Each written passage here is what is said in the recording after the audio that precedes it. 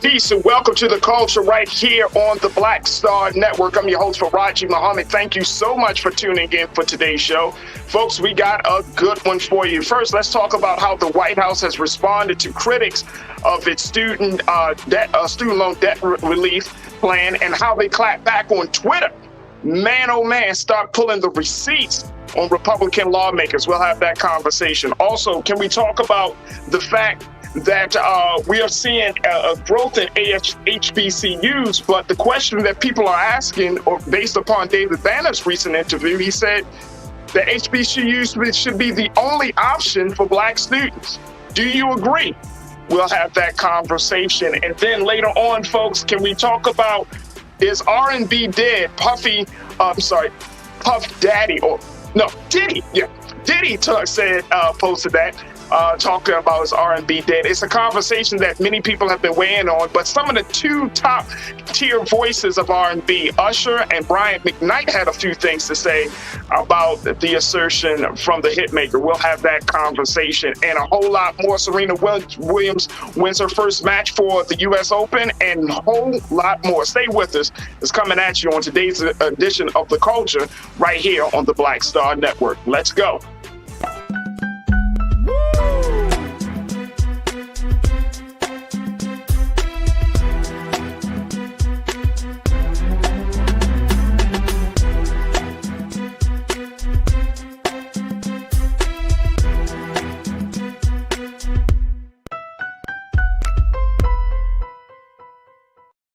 All right, folks, welcome to today's edition of The Culture. I'm your host, Farajii Muhammad. Thank you so much for tuning in.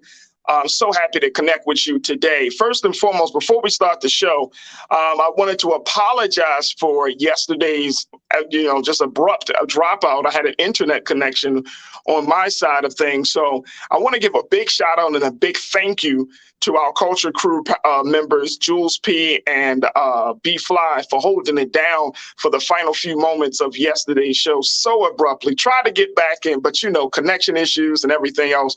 But again, we want to thank Jules P. and B Fly, and I certainly want to thank you for bearing with us. So again, I apologize for that, and hopefully today that will not be the case. But thank you to my fantastic culture crew on covering down when even a host sometimes misses out on things.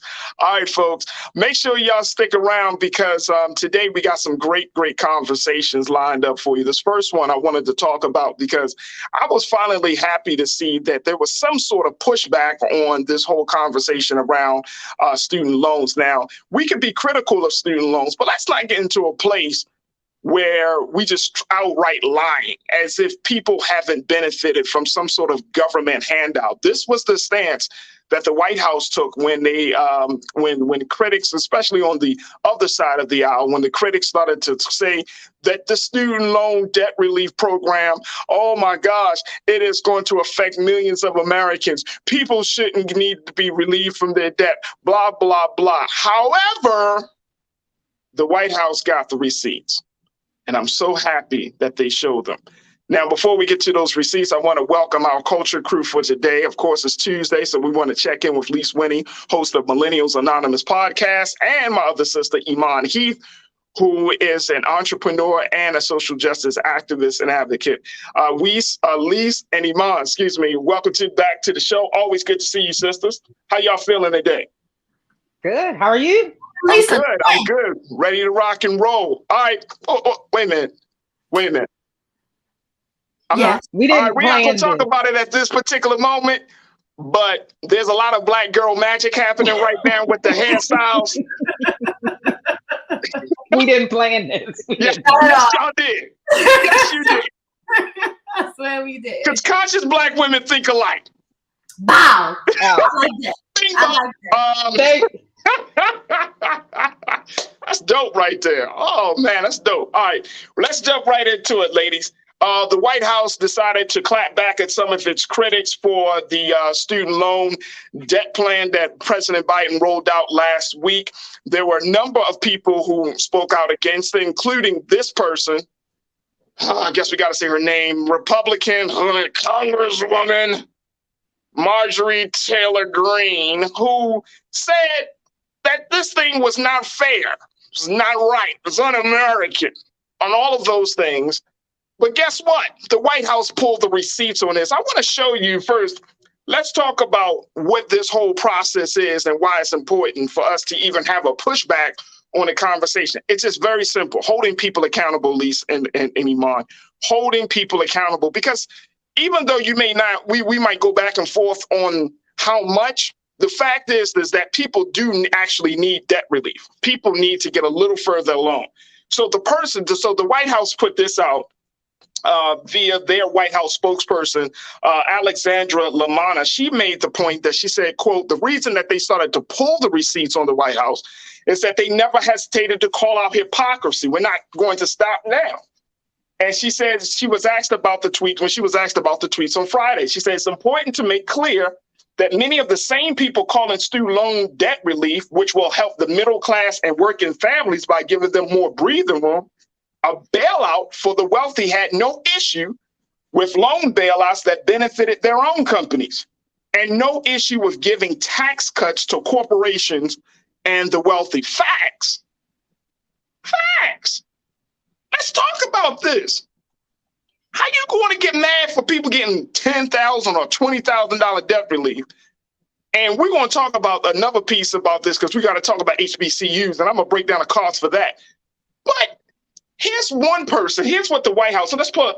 If you haven't seen this like stream of White House tweets, is absolutely hilarious because they pulled the receipts. You got a lot of mouth, Republican lawmakers, to say that this is not right. But let's pull your receipts. All right, here's one tweet that the White House pulled looking at this. Let's look at Marjorie Taylor Greene here. She's the White House congresswoman, the Republican congresswoman. She's a real Trumper by all stretch of the imagination. She complains about the fact that she got that he's talking about 10 to 20,000. But according to the paycheck program, the PPP loans that was given to help small businesses in the time of COVID at the height of the pandemic, she received 183,504 in PPP loans that were forgiven. Mm-hmm. 183,504 PPP loans. Representative Vern Buchanan, he talks about how he worked his way through college. I don't know what year that was, but I know he an older guy. He worked his way through college. I know firsthand the sacrifices people make to receive an education. Biden's reckless unilateral student loan giveaway, unfair to the 87% of Americans. He had over $2.3 million in PPP loans forgiven. Lise, what do you make of this madness? This is a bunch of bull. It's hypocrisy. I mean, this is what we have to deal with in this country now. Nothing makes any sense. Everything is politicized. And that's what we're seeing now. Republicans are starting to find ways to pull at this because this is going to give Joe Biden a boost. Like for Maps Media, we're doing like a special on student loan debt forgiveness relief. And when I talk to a lot of millennials, they were saying like, Joe Biden hasn't done a lot for me. The one thing that I can actually see that's going to physically benefit me is this. So at that point, you have a lot of people who are now going to push back because if he can actually deliver on a campaign promise and say, look what I did, this was historic, no other president has done this, you know, I don't know what Republicans are going to do. You have so many people that will benefit from this in some way, shape, or form. And we saw the bailout in 2008 when we bailed out big banks and automakers. We do this all the time when we help out people like the Lehman Brothers. Like, we've done this already. So the fact that the average Joe can't get help just shows where we are with capitalism in this society.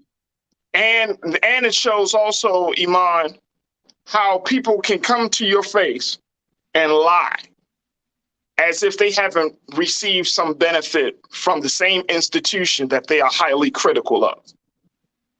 Most people don't want their secrets come from the closet. That's a given. Out of your 183,000 you got, we just asked them for 10, just 10. Those who are in power want to stay that way. those who are in power want us as like average Joe to stay in the wealth status, wherever that may be, that we are. To close a wealth gap, that will change economics in a great way. It'll change the lives of minorities in a huge way. This will be a big impact for majority of minorities from the statistics that we went through last week. But why would anyone who was a part of a capitalistic country want that? They wouldn't. So Right. I get why they would push back. It makes sense why they would push back. But yeah, they don't want to help the little people. Of course not. That's too much like right, Farajii. Too much. Too much. All right, Yeah. Congressman Mark Wayne Mullen, he had a tweet about this last week. He said, "We do not need ranchers and farmers, small business owners and teachers in Oklahoma paying the debt of Ivy League lawyers and doctors across the U.S. This places undue burden on those already suffering due to the weight of Biden's failed economic policy."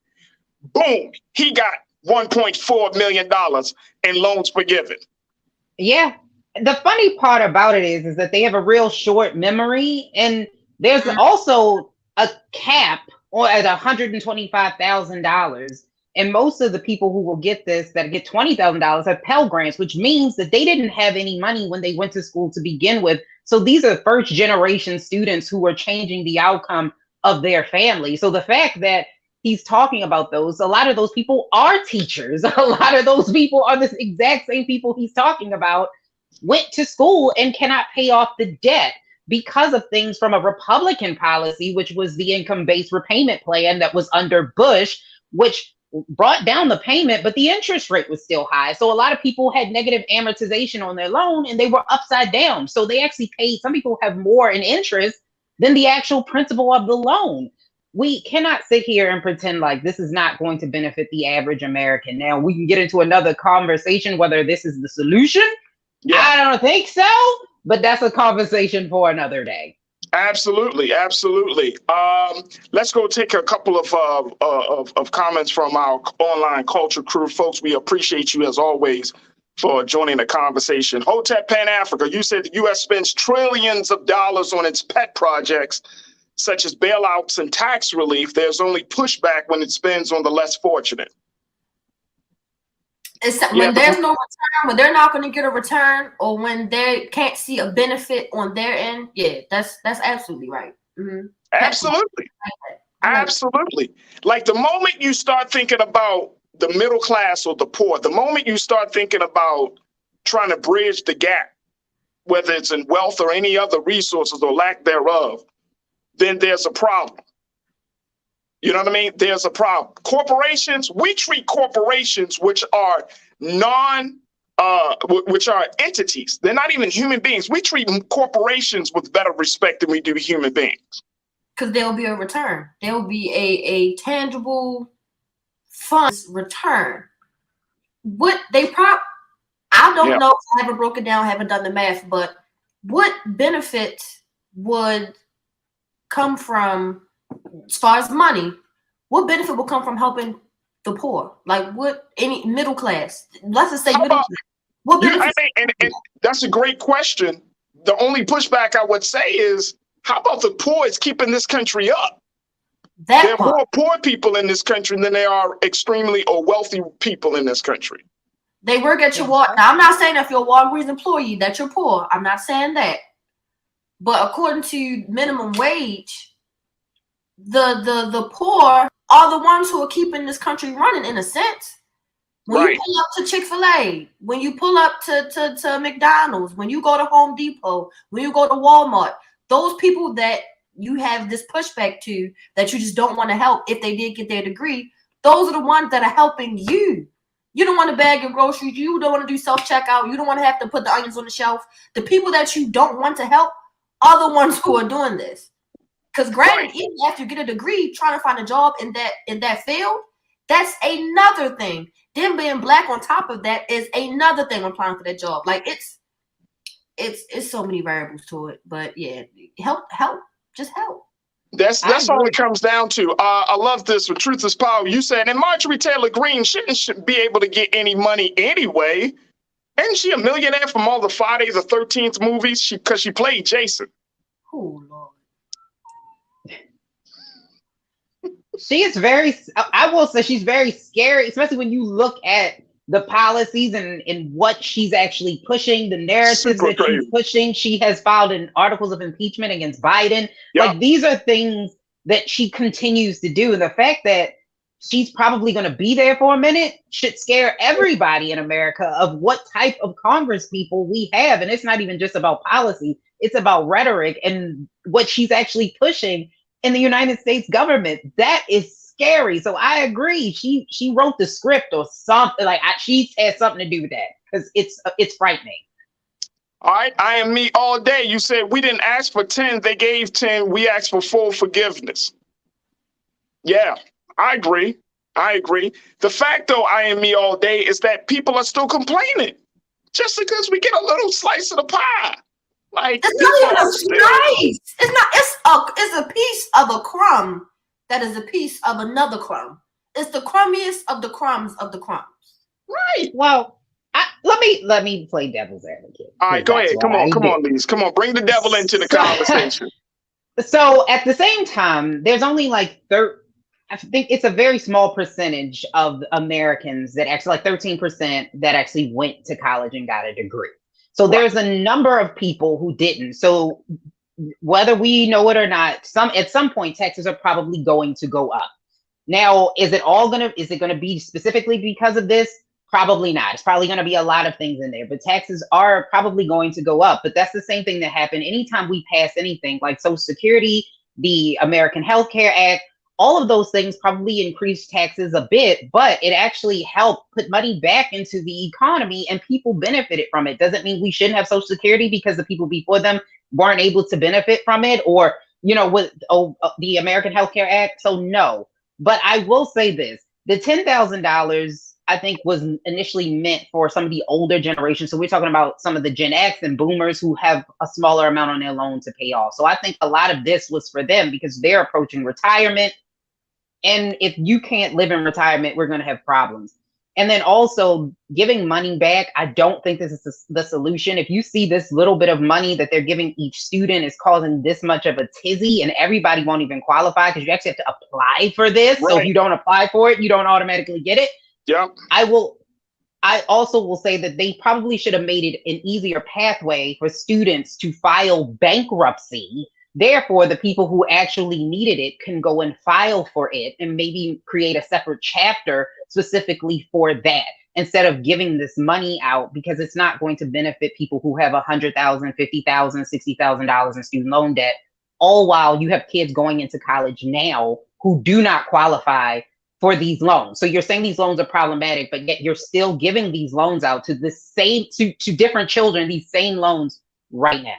Makes zero sense. And let's not forget, Lise, that, and I saw an article today in the Washington Post talking about scammy schools, that you have schools that are putting these premium price tags on their education because they can.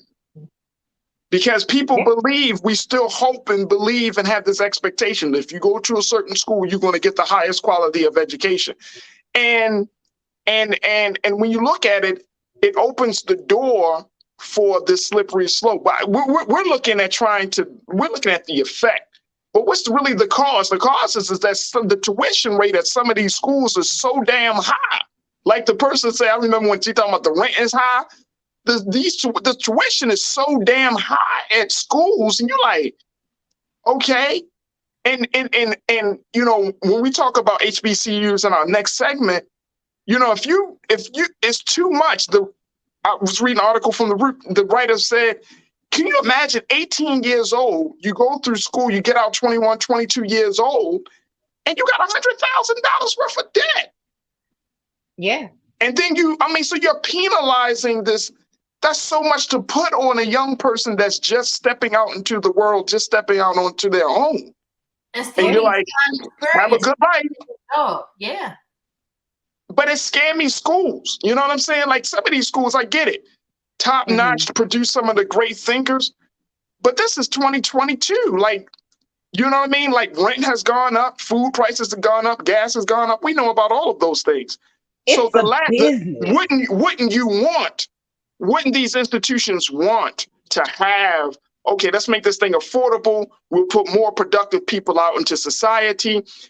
We can make America better. It starts with the educational system. But if you got a bunch of scammy schools trying to get over just as much as as a corporation, then damn. No, it's a business. I think a lot of people think that because it's an educational system that it's not a business. It's a business. Even look at the way that they do their college or collegiate athletes. Yeah. It is a business. You see how much money comes into those schools. And then they cost too much. Of course, with inflation, schools have risen in the past 30 years, 169%. That has outpaced housing costs. That has outpaced the amount of credit card debt. It's crazy the amount that these schools actually charge. But we also have to think about how we value education and what should be free and what is necessary. There's a lot of degrees that should not exist. There's no way that you should need degrees in some of these areas. They shouldn't exist. Esports is now being offered at schools. That doesn't make any sense. We do need to re-look at and evaluate education, and employers need to be willing to train, because in a business, if you have a business degree, you shouldn't be sitting in a classroom. You should be working in business. Absolutely. That's just my opinion. Absolutely. And Coroner, you said there are so many scholarships out here that families are not privy to, nor do they inquire about them. One well-written essay for several applications can yield money. I've seen it happen for my students. You're absolutely right. And that's another part of it. Like a lot of the students don't and families don't know about opportunities like that. But it still don't negate the fact that we're talking about a cause and effect. The cause is, why is education so expensive in America when you can go to other countries? You can go down to Cuba, you can go across the water to Africa, you can go to, and these are places that if you're talking about medicine, you're talking about science, they provide top-notch quality education, but they don't rob, and in some places in this globe, they don't rob their citizens for education. And some people think that's so out of touch. And to your point, Lise, we getting too caught up in this whole capitalism business thing, right, in this country, that just raping the people of the resources. If the state or the government to say, look, let's start to lower education. I know some of you listen, probably, oh, that's socialism. I don't know what name you want to put on it. I'm just talking about what's just, what's fair, what's equal. That when you still have people who leave America, who travel to some of these other places to learn, and then they realize that getting a quality education there aren't that many challenges in some other places. They come into America, you got all these laws, you got all this red tape, it's crazy. And to your point, Lisa, the value of education, we act like the educational system in this country is so top tier, but yet we don't want to pay the teachers starting from zero on up. We don't want to give them no break. We expect, come on, man, it's mixed messages, bro. It's mixed messaging. And I think that's the wrong thing. Iman, you got the final word. What's your take? Who could benefit the most? Where can my pockets grow the most? I will hope that our teachers do get what they deserve. However, like you said, we don't live in a socialite country. It's all about where can my money grow, and that's where it's going to stay. Absolutely. Absolutely. All right, folks, we got to take a quick pause. When we come forward, when we talk about education, I'm going to share with you some words that artist and advocate David Banner had to say when it came to HBCUs. I'll share with you what Mr. Banner had to say, and I'm just going to ask the question, do you agree or disagree? As he says that what should be the only option for Black students. So stay with it. That conversation comes up next right here on The Culture on the Black Star Network.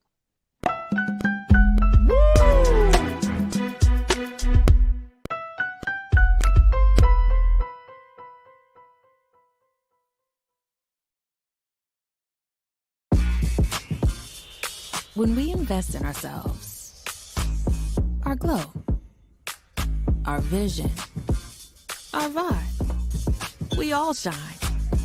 Together, we are Black beyond measure. Pull up a chair, take your seat.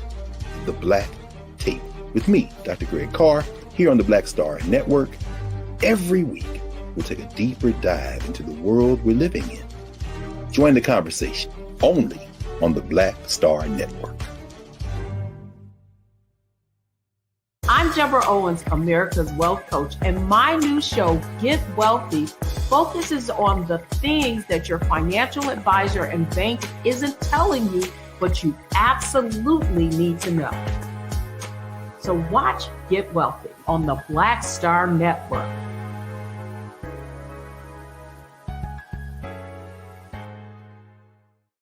When we invest in ourselves, we all shine.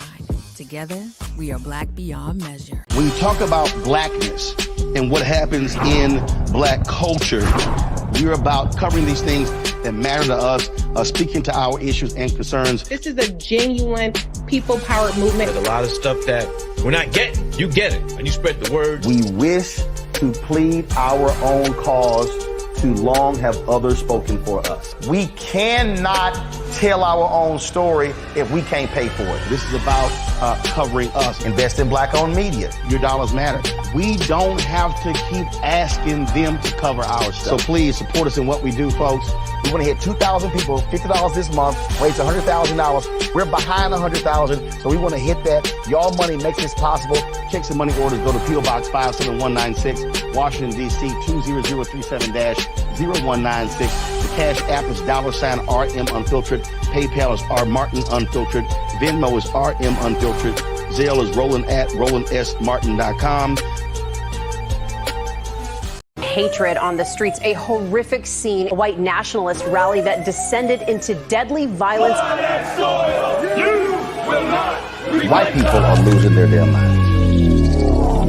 An angry pro-Trump mob storms the U.S. Capitol. We're about to see the rise of what I call white minority resistance. We have seen white folks in this country who simply cannot tolerate Black folks voting. I think what we're seeing is the inevitable result of violent denial. This is part of American history. Every time that people of color have made progress, whether real or symbolic, there has been what Carol Anderson at Emory University calls white rage as a backlash. This is the rise of the Proud Boys and the Boogaloo Boys. America, there's going to be more of this. There's all the Proud Boys, guys. This country is getting increasingly racist in its behaviors and its attitudes because of the fear of white people. The fear that they're taking our jobs, they're taking our resources, they're taking our women. This is white fear.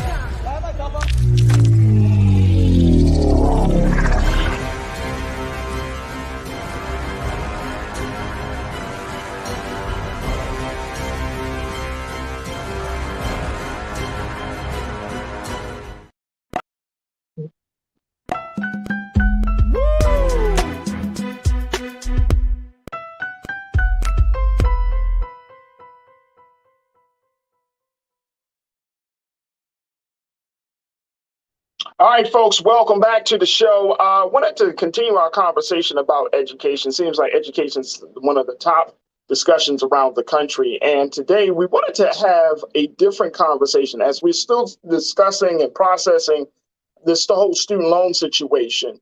There's another element that has been brought up in the conversation by another high profile voice, activist and musician and hip hop artist David Banner was on a recent interview where he had postulated that Black students' only option for college should be for HBCUs. Now, I want to share with you the complete quote.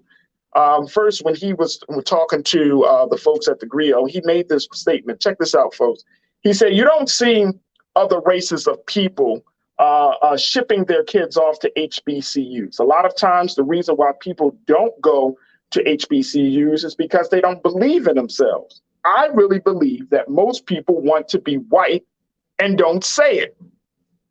Now, he went on to say that the people who complain about Black colleges, athletes dating white women, for example, are to blame because they sent their children to predominantly white institutions or white schools, PWIs. He added that if we made our children believe in themselves again, then HBCUs wouldn't be a consideration. They would be the only option as far as Black students are concerned. Don't agree. Don't agree at all. Let's bring in culture crew member Iman Heath. Iman, I definitely don't agree with this. I see the point, but I know I think I understand what he's trying to say. And I'm not going to try to, speak for him because he's a very articulate brother.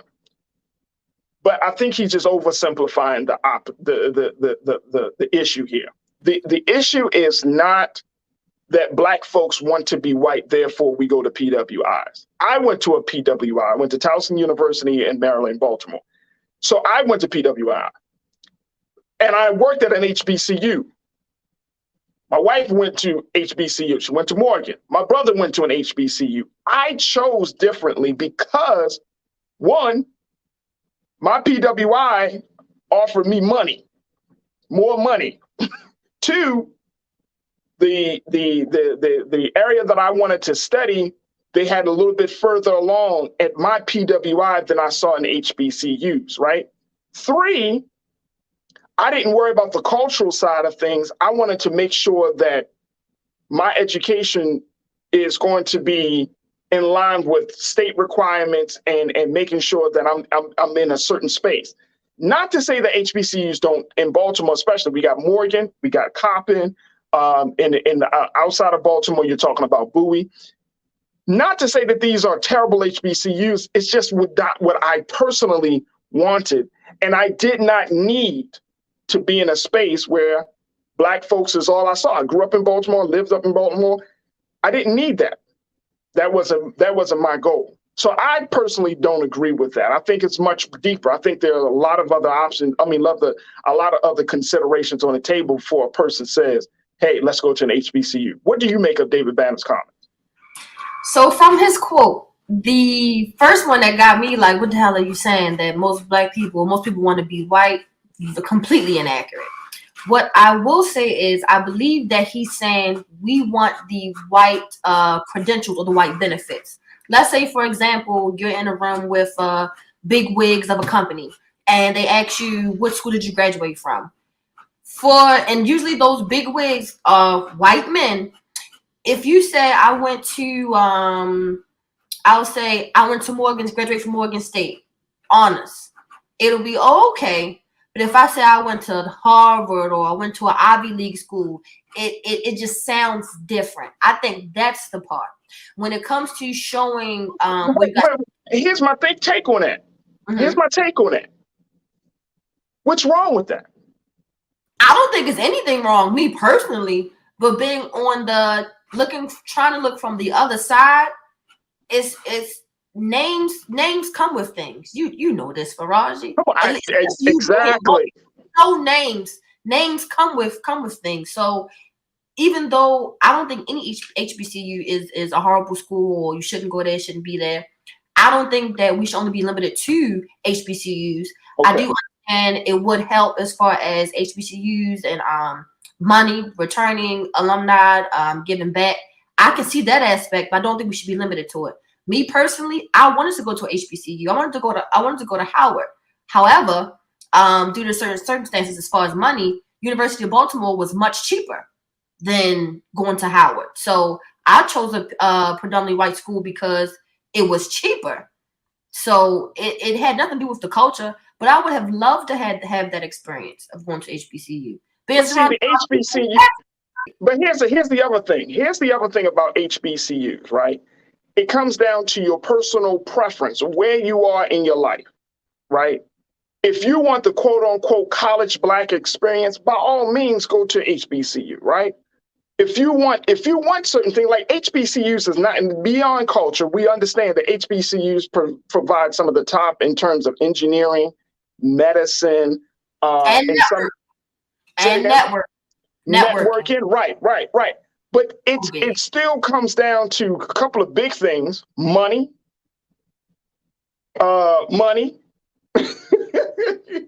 You do have to, and here's the other thing. You spoke about network. You do have to look at, if you go to some of these other top tier schools, right, who your network will be, especially in particular fields. You got to be strategic. Now, I started my college career off in a community college, right?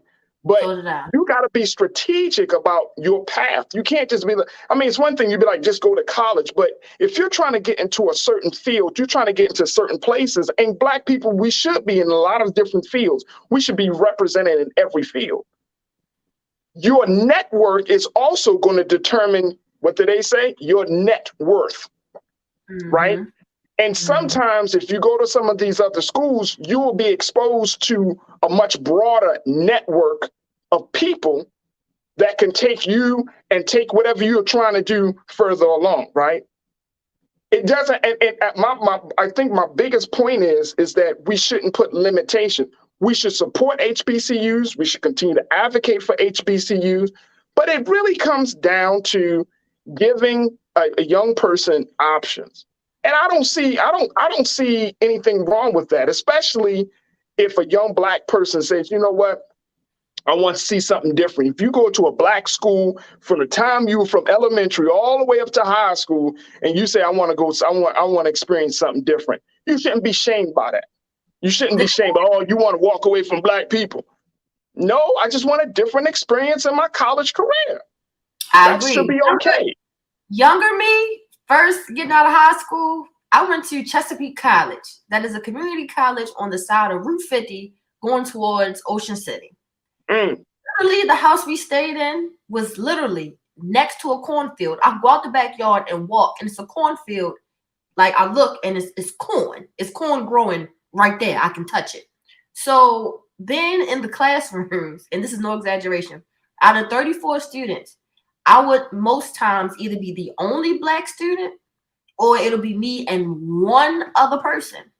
Younger me was like, hell no. What? Yeah. Like, I stick out like a sore thumb, but then it did turn into this, I want to say pride type of thing. Like, yeah, I am the minority in here.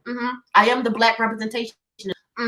You're going to get the, not code switching, but you're going to understand and know that not all Black people talk this way, or not all Black people only have this limited amount of information. Like, when I was proud to be, it turned into me being proud to be the only Black person in the class because I represented us in a sense.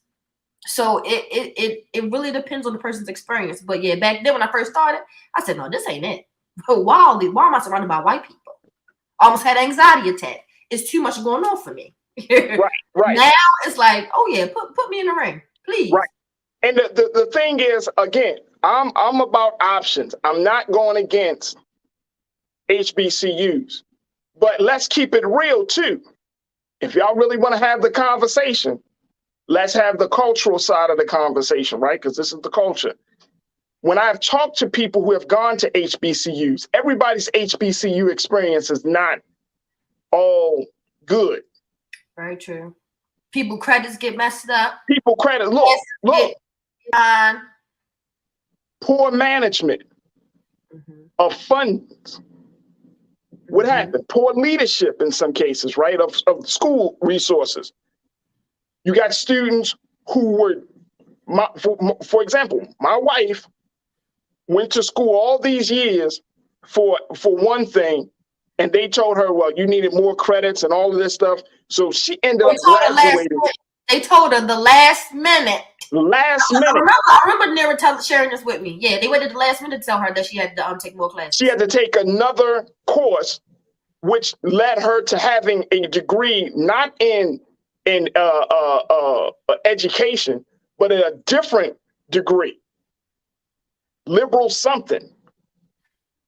And she couldn't walk with her class, and because of the degree change, she had over 130 credits. And that's a lot of classes. Those who don't know, that is a lot of classes. A lot of classes. She graduated with damn near 200 credits. Nearly 200 credits. She went to an HBCU. You know what I'm saying? So if you're talking about, and I'm not saying that HBCUs, again, let's keep this conversation as proper perspective. I'm just saying that yeah, PWIs definitely has this issue. They had its diversity issues and all of that. But when we look at when people make those decisions, they got to think about all those things. Check this out. Here's the next piece. Keenan, let's post this other quote. This came from the Griot, folks. Check it out. Check this out. HBCUs. There are a total of 100 HBCUs in the country as of 2020. Of those 101 schools, 52 were public and 49 private. Of the students enrolled at HBCUs, 77% attended public institutions, meaning a state-supported school. This again draws the connection between cost and location proximity. Only 23% of HBCU students attended private Black colleges such as Morehouse, Spelman, and Howard. The tuition at those schools can be cost prohibitive. For the 2022-23 school year, a full year of tuition alone at Morehouse is $27,038. At Spelman, $25,880. At Howard, $30,584. Again, those amounts are just for tuition. They do not include housing, books, and other expenses and travel back and forth between campus and home during breaks when the dormitories are closed. You're walking out of these HBCUs with nearly over $100,000 being in debt. That's approximately $13,500 a semester. Meaning within a 6 month to a 4 month time frame that you have to pay. Who in debt, right? And then we know white colleges, Hopkins, for example, I remember reading that Hopkins tuition is well over $53,000 to $55,000 a year, right?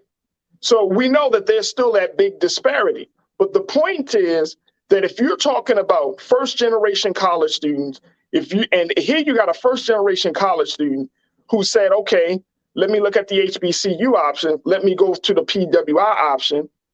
Okay, PWI say, all right, because of diversity, because of these incentives, you come to our campus, we'll cover 90%.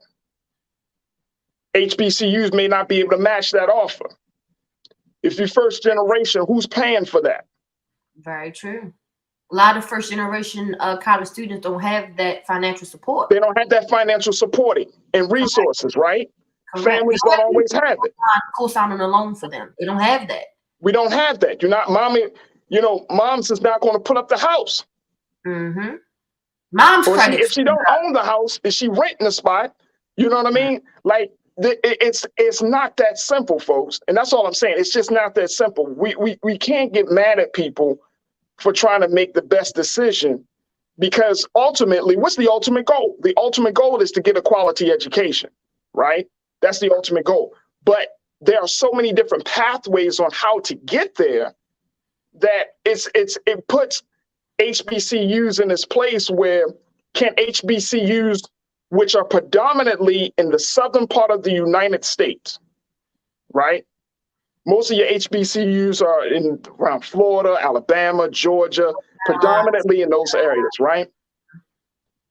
Does it work for a student to make that decision, a young person to make that decision? If you're in California, if you're in Chicago, and now that you say that, yeah, out of state tuition. Listen, my little brother goes to Norfolk. He goes to Norfolk. Love y'all. Shout out to the Spartan Legion, the best band in the land. Anyway, the out-of-state tuition, it's one hell of a difference with in-state tuition. So you got to think about that as well. Then paying for you to be able to have the food you need, to have clothes you need down there. It's a lot of variables, and it literally takes a village.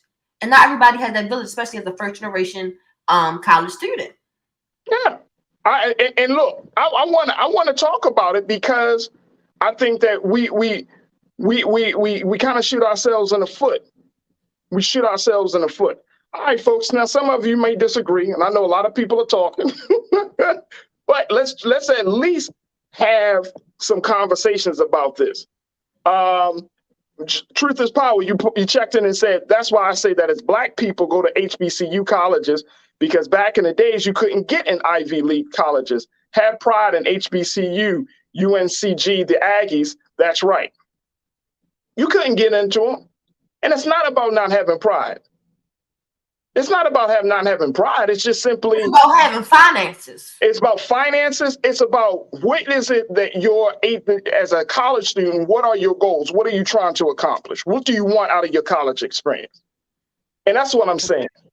I think that a lot of Black folks in this country, we do entertain, okay, sending your child to an HBCU because you want to make sure that they have a strong cultural connection. You want to make sure that they have a strong identity and know their history. I think a lot of Black folks do have that conversation. But what is it that you're trying to accomplish? I know a little sister right now, she's getting a full ride at USC, University of Southern California. Full ride, Iman.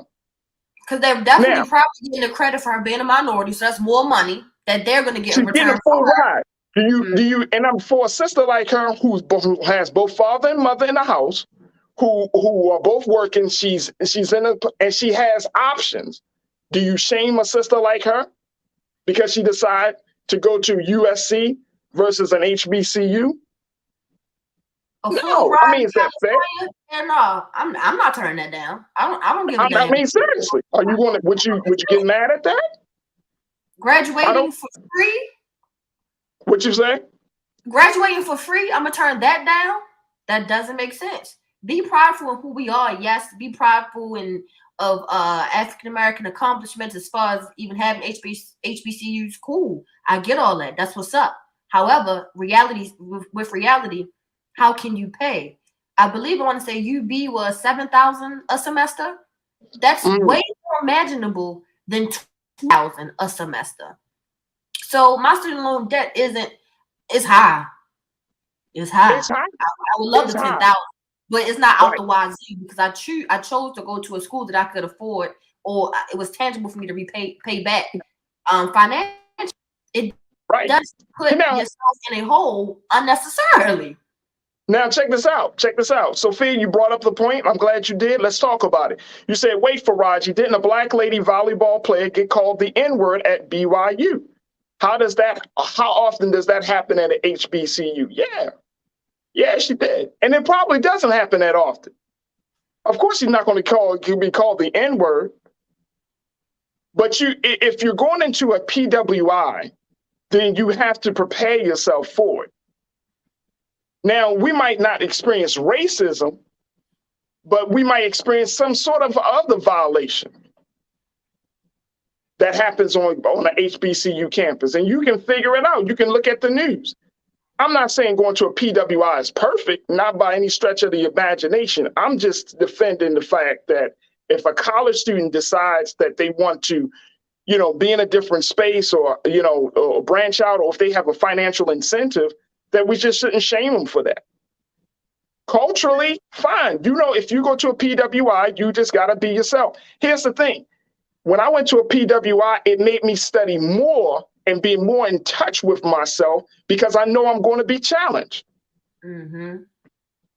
I know I'm going to be called on. I know that people are going to look at me a little differently. So guess what? I had to be rooted in my Blackness. I had to be rooted in my manhood. I had to be rooted in my knowledge of self. That's one of the things that you got to do if you go to a PWI. Will you do that if you go to an HBCU?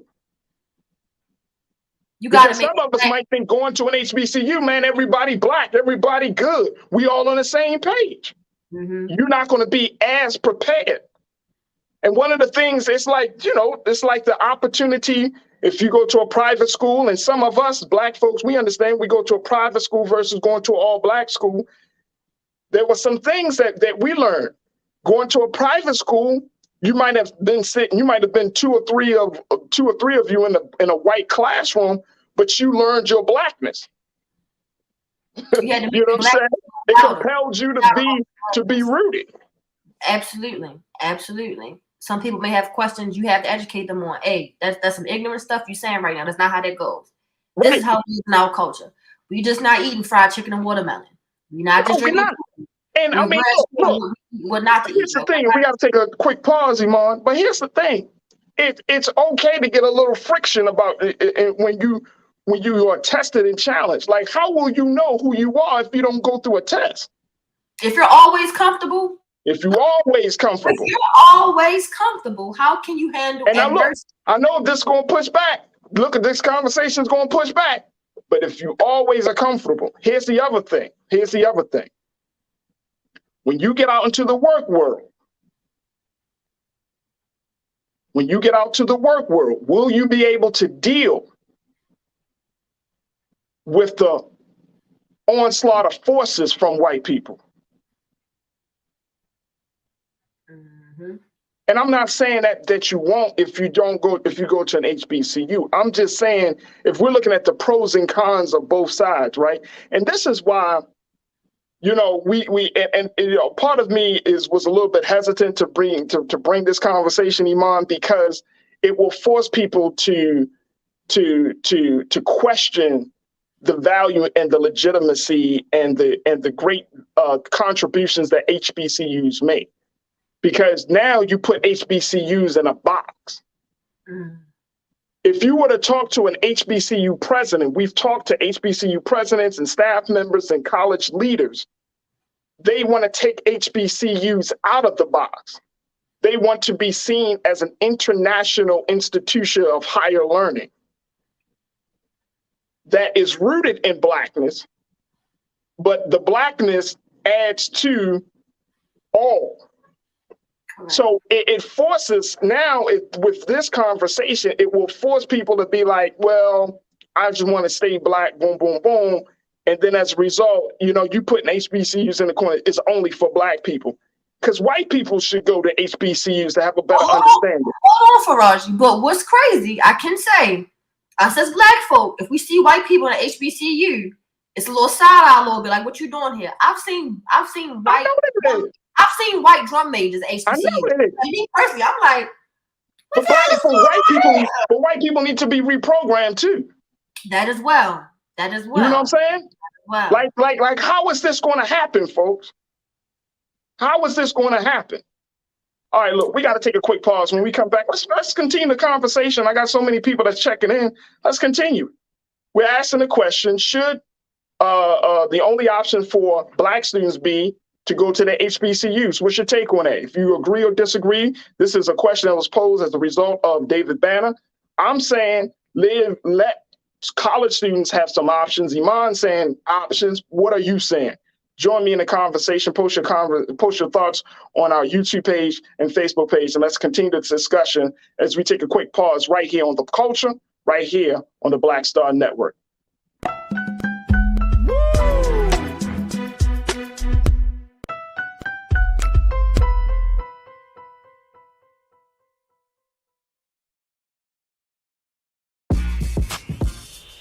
When we invest in ourselves, our glow, our vision, our vibe, we all shine.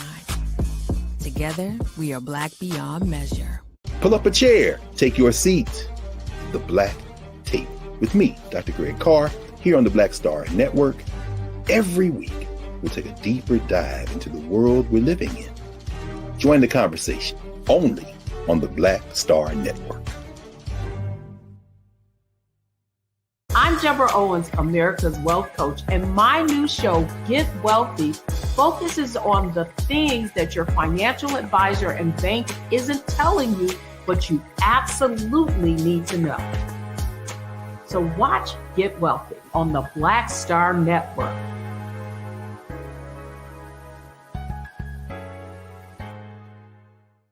Hi, I'm Dr. Jackie Hood Martin, and I have a question for you. Ever feel as if your life is teetering and the weight and pressure of the world is consistently on your shoulders? Well, let me tell you, living a balanced life isn't easy. Join me each Tuesday on Black Star Network for A Balanced Life with Dr. Jackie.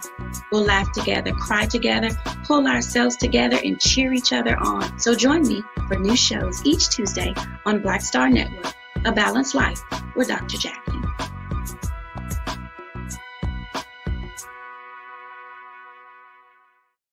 When we invest in ourselves, we all shine. Together, we are Black beyond measure.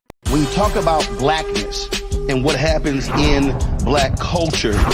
We're about covering these things that matter to us, speaking to our issues and concerns. This is a genuine people-powered movement. There's a lot of stuff that we're not getting. You get it, and you spread the word. We wish to plead our own cause. Too long have others spoken for us. We cannot tell our own story if we can't pay for it. This is about covering us. Invest in Black-owned media. Your dollars matter. We don't have to keep asking them to cover our stuff. So please support us in what we do, folks. We want to hit 2,000 people, $50 this month, raise $100,000. We're behind 100,000, so we want to hit that. Y'all money makes this possible. Check some money orders. Go to P.O. Box 57196, Washington, D.C. 20037-0196. The Cash App is $RM Unfiltered. PayPal is R Martin Unfiltered. Venmo is RM Unfiltered. Zelle is Roland@RolandSMartin.com. Hatred on the streets, a horrific scene, a white nationalist rally that descended into deadly violence. White people are losing their damn minds.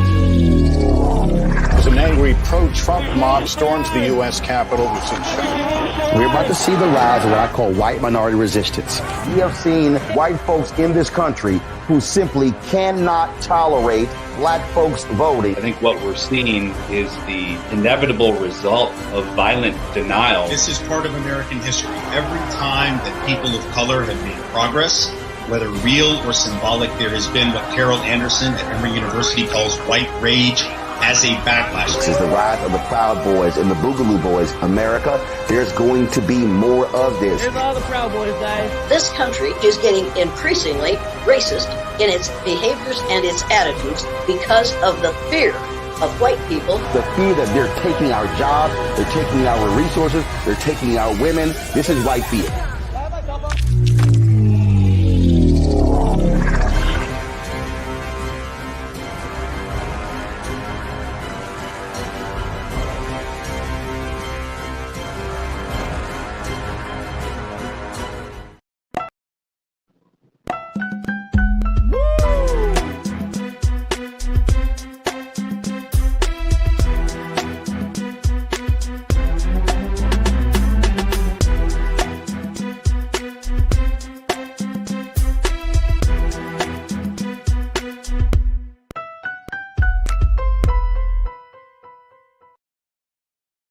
All right, folks, welcome back to the show. Welcome to the second hour of The Culture here on the Black Star Network. Folks, before we jump back into the conversation, first and foremost, we thank you so much for tuning in.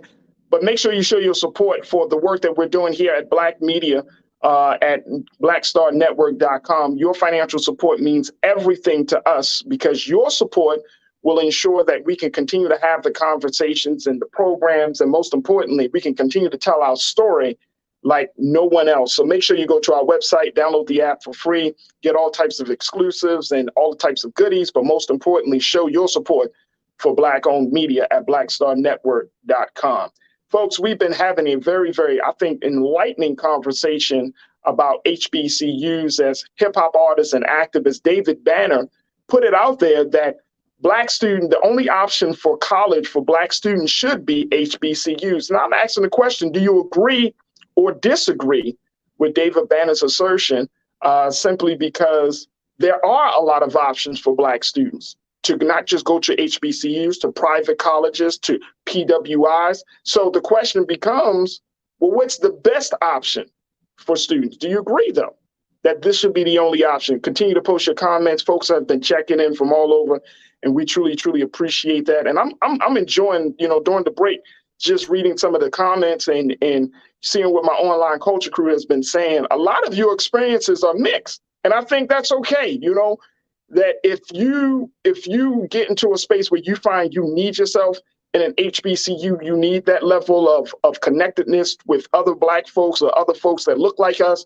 If you need to understand your culture, that's all good. You should. But then there are some of us who already got that from other places. We got that from home growing up. We got that from the communities that we grew up in. I mean, we already got that level of those teachings. And so we wanted a different college experience. I had that. I'm gonna just put it out there, and I want to bring back my culture crew member Iman Heath, and activist and organizer and entrepreneur. But I had that.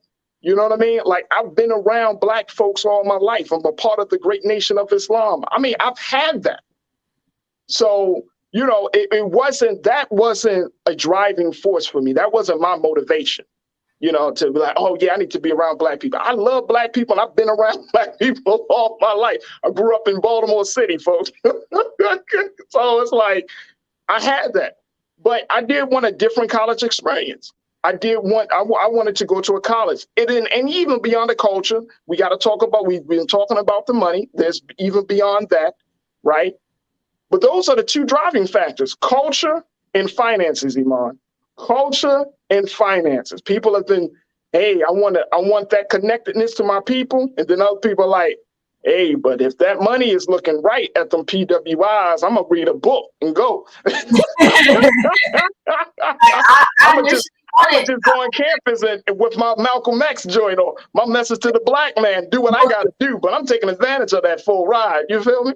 On teach them. I completely understand. And I was put into I went the opposite direction. I was forced into going to PWI when I wanted to go to Howard, pledge Delta, play basketball, do this, do that, be around my people and have these parties, be a part of these parties and perform and step and all. I had a whole dream of what I wanted to do.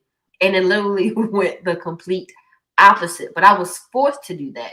And I will say I am grateful for my experience now because I know how to navigate from both realms, being comfortable around my peers, and then also accepting myself and being comfortable with myself, being surrounded by a bunch of white folk. I don't feel nervous. I don't feel weird. I don't feel anxious. It's, if anything, I'm even more, and you know, Farajii, if anybody's proud to be Black, I'm just, it's Black, y'all, we Black, y'all, we Black, like Black. That's me. So being surrounded by a minority, it made me even more proud to be who I am out loud. So again, it varies on everybody's experience. My little brother, I needed him to go to HBCU because he's the quiet until he gets comfortable type. So I would have preferred him, which is just his personality type, to go to HBCU so he can be more comfortable, but also learn what he needs to not do when entering to the real work field. So like you said, it varies. It varies. It varies a lot. All right, let me get some of these comments. Truth is power. You checked in and they mad at us, Farajii. They are mad. They say your people on your mind. Look. I'm not new to people being mad with me online. All right, that's not new. But look, I'm gonna be honest. I'm keeping it ultra real because the reality is that sometimes, and I get it, we have this HBCU pride, but this is called the culture, and I pride on myself to having a platform where we can have some very, very uncomfortable and real conversations here, right? Everybody's HBCU experience is not out of do the right thing.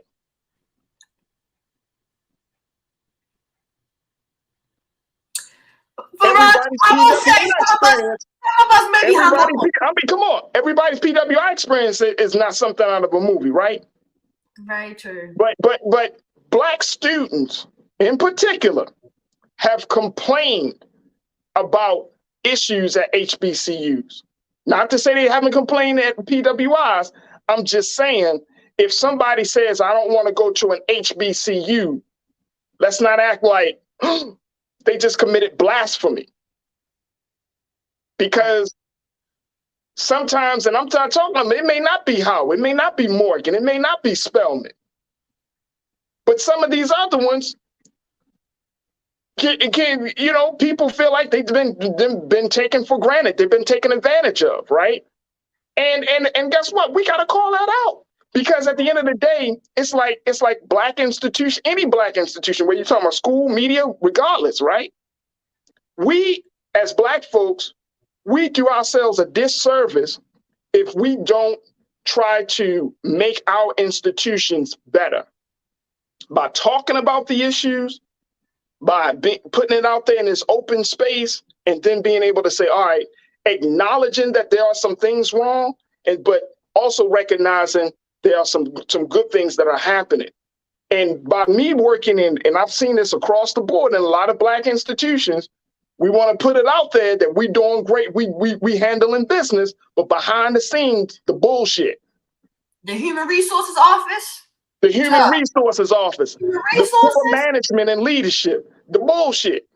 Mm-hmm. And that turns Black students off. And you could be super pro-Black. You could be all in. And then your child, your son, your daughter, your niece, your nephew, your grandson, your granddaughter, they go to an HBCU and they come home and they like, I can't handle this shit no more, man. I can't deal with this. Man, send me somewhere else. And you just, oh no. Because you turned against your culture? Oh my gosh. Because Black folks sometimes screw over other Black people. No, because Black people screw over other Black people in the name of education or in the name of, in some good name, right? And we screw each other over for the next generation to be like, I ain't dealing with that no more, man. Y'all can keep that. If that's Blackness, I don't want it. Very true. If Blackness is about being a part of some crazy ass clique, if Blackness is about discrimination, if Blackness makes me feel less than who I am, like just because I don't dribble the ball or catch a football, I ain't nobody to add. Come on, yo. Am I going to be treated different because I'm not this descriptive type of Black? For example, I'm tall. Being tall, I was always pushed, play sports, play sports, play sports. Me personally, ball is life. I was turned into that. I wanted to march in the band.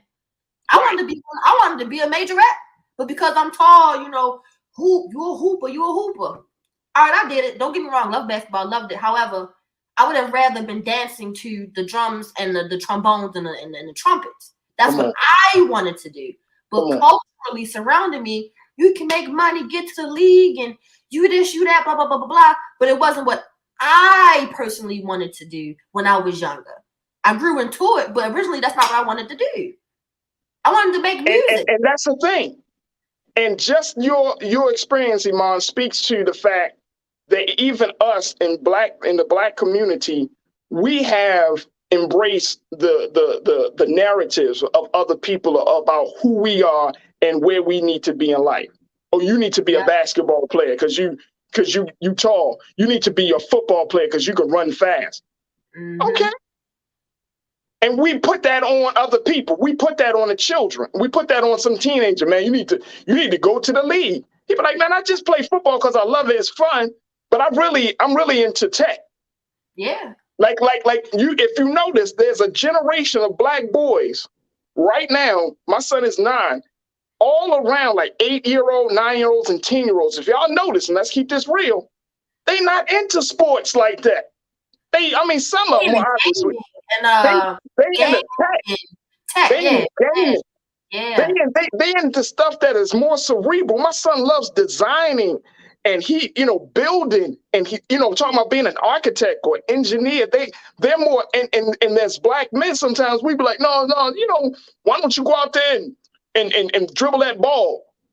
And we propagate the BS of if you get to the league, you can make it. And naturally, our sons, our nephews, our grandsons, they want to make us happy. They don't want us to, they don't want to be us to be mad at them. They go that route, but that's not their passion. I remember the story of Snoop Dogg and his son. His son worked and played all the way up until he got into high school.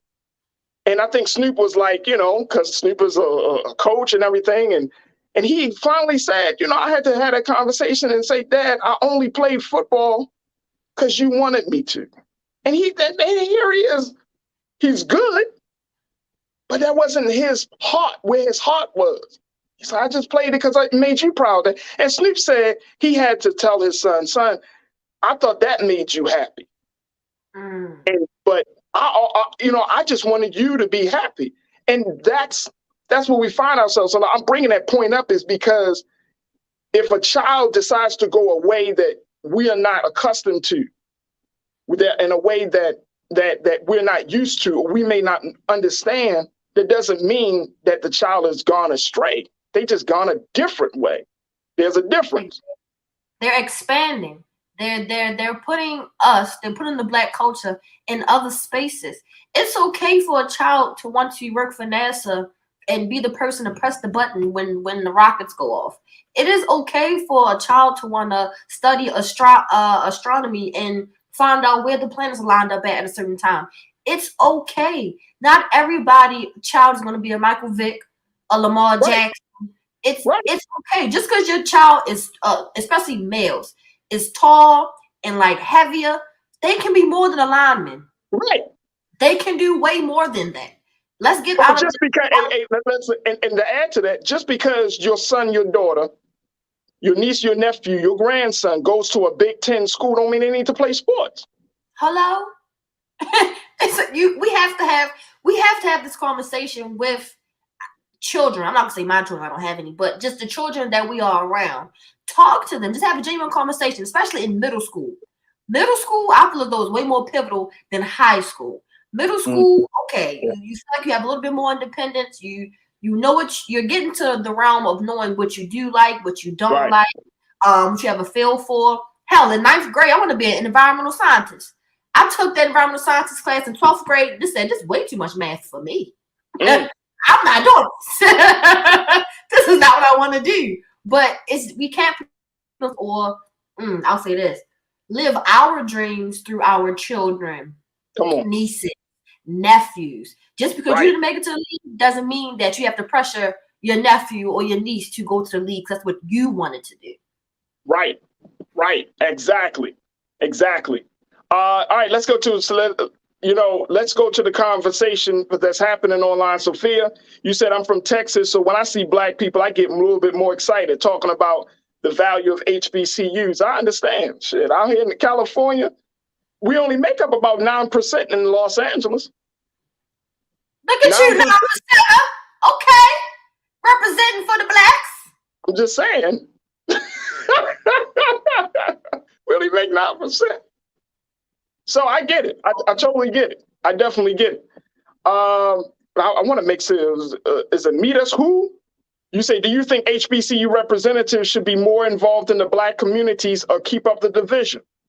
I think they should. I mean, I'm definitely never for division. So we need to be more involved in the communities, right? But here's the thing, and this might be, and I'm glad you brought this up, because the emphasis on HBCUs has always been more on culture than the educational programs. When you talk about HBCUs, you think about big bands, you think about the football game, you think about Black and pride and all of those, I'm going to say HBCU pride, you think about, oh man, Blackness. But the emphasis should be on the programs, the educational programs. Not to say they all do that, but I'm saying HBCUs, people think of the cultural side of the college life versus the educational side.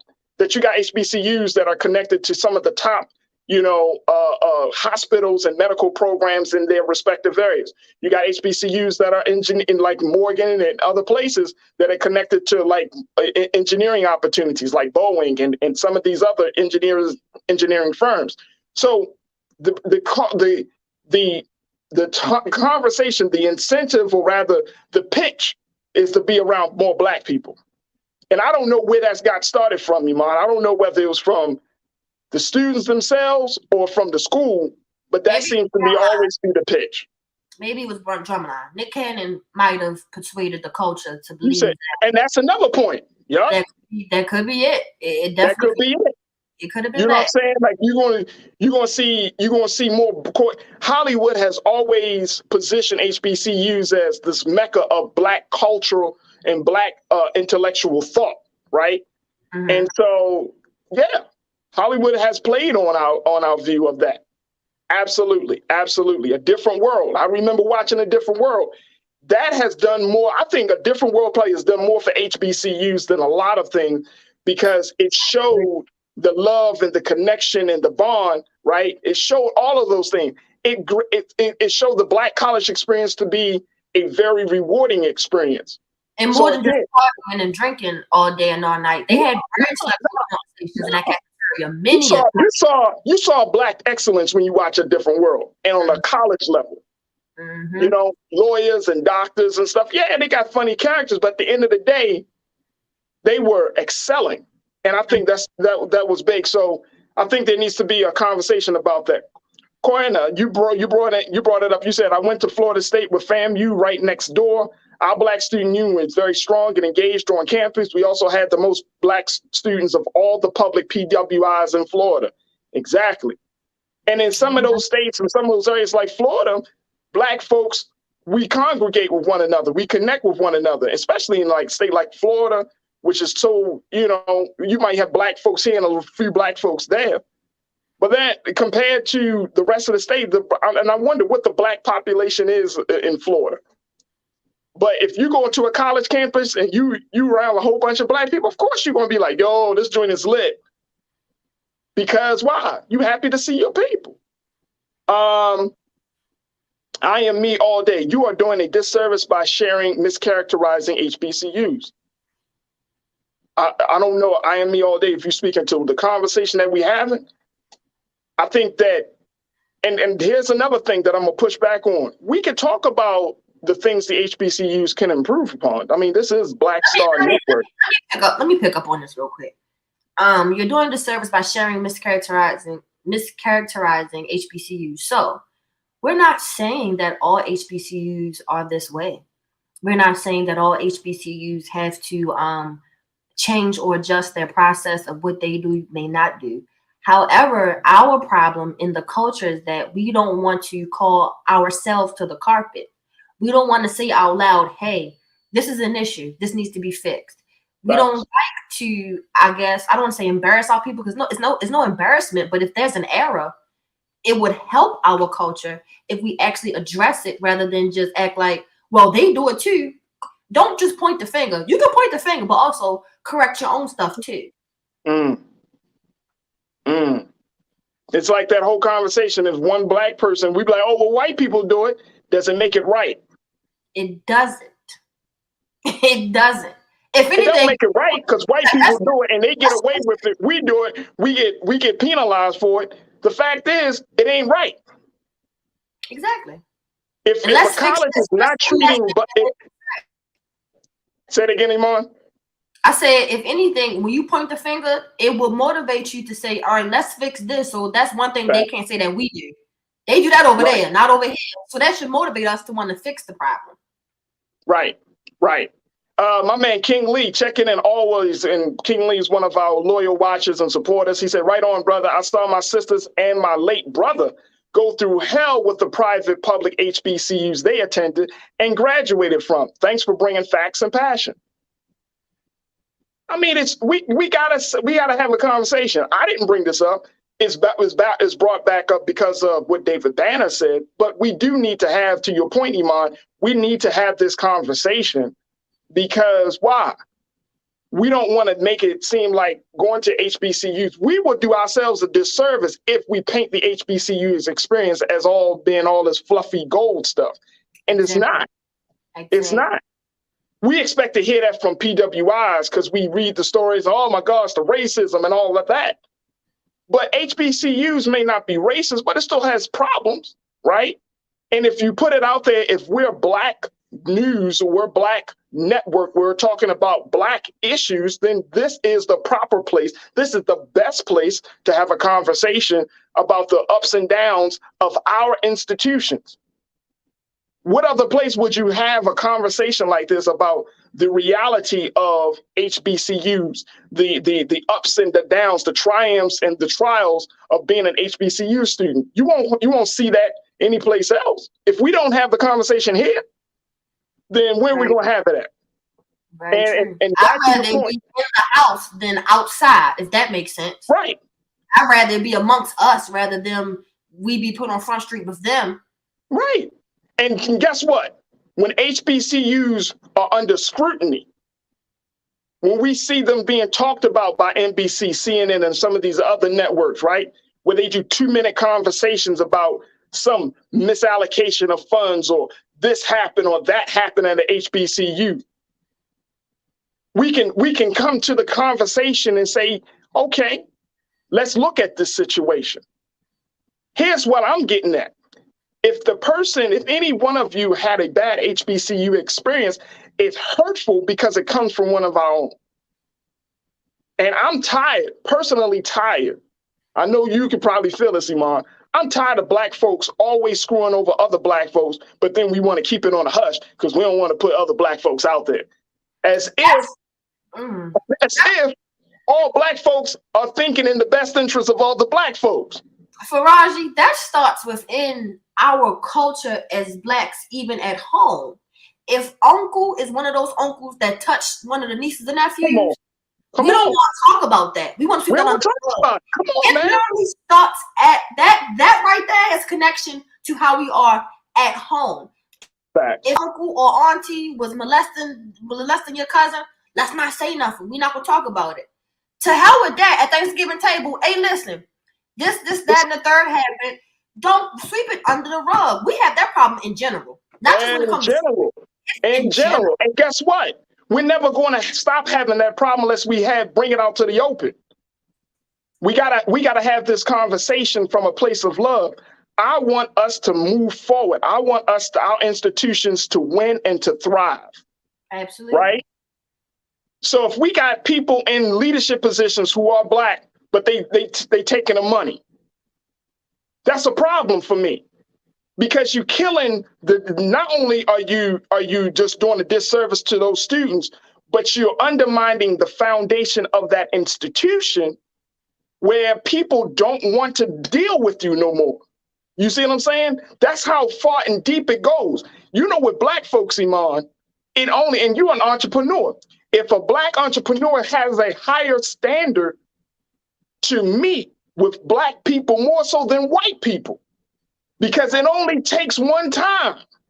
It only takes one time. We've been robbed and knocked over. We've been robbed of so many good experiences, whether you're talking about in the school setting or some business setting, that we really don't trust each other. So when we hear about stories about some issue at an HBCU, some of us be like, well, you know, you got to give us a chance. But a lot of us be like, man, please, chance. They took the money. They did this. They did that. Mm-hmm. There was an issue some time ago with some of the black students. I think it was at Howard. They talked about the condition of the dorms. Yeah. Why? If we keep it real, let's keep it real. Why would you put black students in a dorm, right? That don't meet the housing code, that don't feel safe, that can open them up to health issues?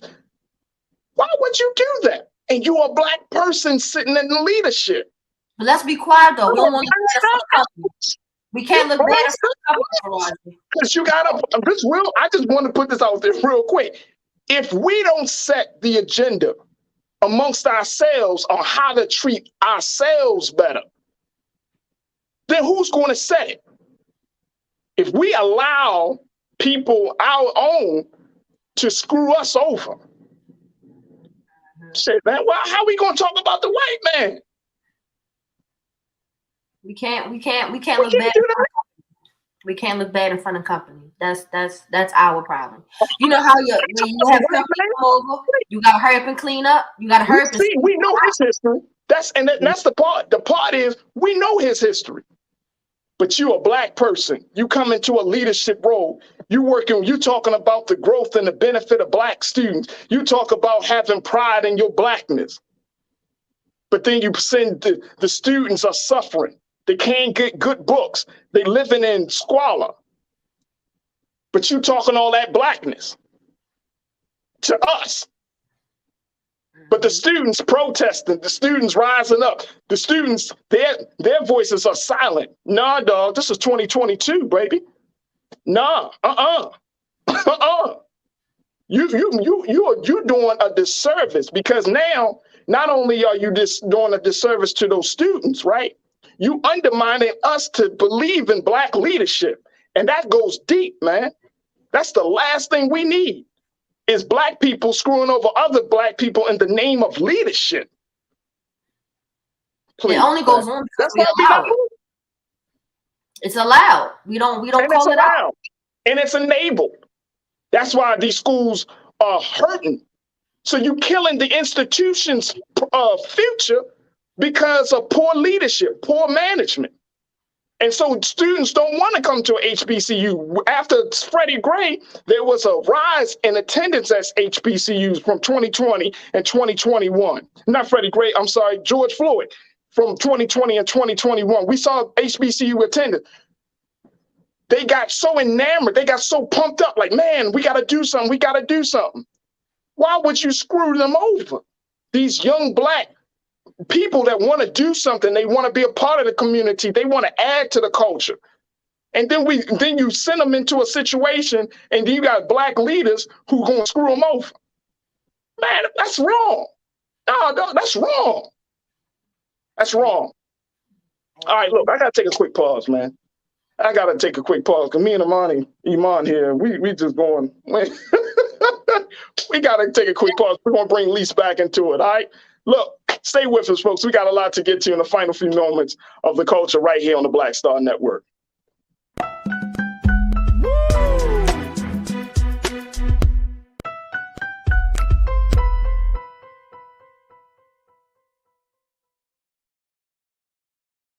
I'm Deborah Owens, America's Wealth Coach, and my new show, Get Wealthy, focuses on the things that your financial advisor and bank isn't telling you, but you absolutely need to know.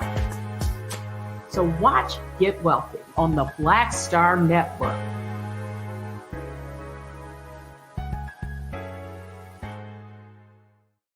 When we invest in ourselves, we all shine. Together, we are Black beyond measure. Hi, I'm Dr. Jackie Hood Martin, and I have a question for you. Ever feel as if your life is teetering and the weight and pressure of the world is consistently on your shoulders? Well, let me tell you, living a balanced life isn't easy. Join me each Tuesday on Black Star Network for A Balanced Life with Dr. Jackie. We'll laugh together, cry together, pull ourselves together, and cheer each other on. So join me for new shows each Tuesday on Black Star Network, A Balanced Life with Dr. Jackie.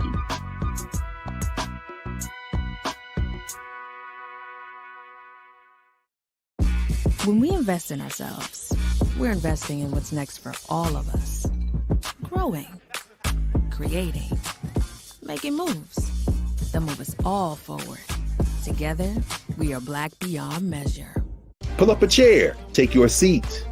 The Black Tape with me, Dr. Greg Carr, here on the Black Star Network. Every week, we'll take a deeper dive into the world we're living in. Join the conversation only on the Black Star Network.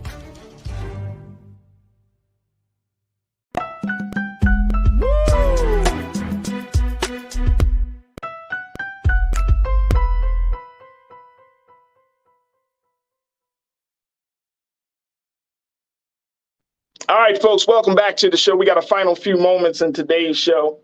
Man, oh man, such a great conversation. We'll continue the conversation on social media. Make sure y'all follow me on my social media platform. If you got something you want to say, get it off your chest, you can certainly follow me. I'm open to it. Hit me up on my IG at The Real Farajii, The Real Farajii. You can find me there on Twitter, Farajii, Farajii. You can also hit me up on Facebook at Farajii Muhammad. I'm open to the conversation because I stand on what I say. Feel me? I'm not going to run from it. So I stand on what I say, but importantly, let's have these discussions so we don't have this very fantastical view of reality. We need to have these conversations, folks. We need to have these conversations because why? The future of Black people, the future of Black America depends upon it. The future. So if you want to join me in those discussions, let's have it. Again, you can see all my social media. Keenan, please put my social media up there on the lower third on that banner there, brother. And let's continue to have the conversation about this. And of course, we'll continue to have the discussions about this because this came out of David Banner's view, and I'm sure he's still getting some pushback on that. I don't agree with his view, but that's his opinion, and that's all good. But we will certainly continue to have the conversation about the value, the importance of HBCUs. All right, I wanted to end the show on a different note. And I want to bring back Lise Winnie, who is the host of a Millennials Anonymous, and Iman Heath, our culture crew. Lise, I know you had to jump off, but I'm so happy you're back here.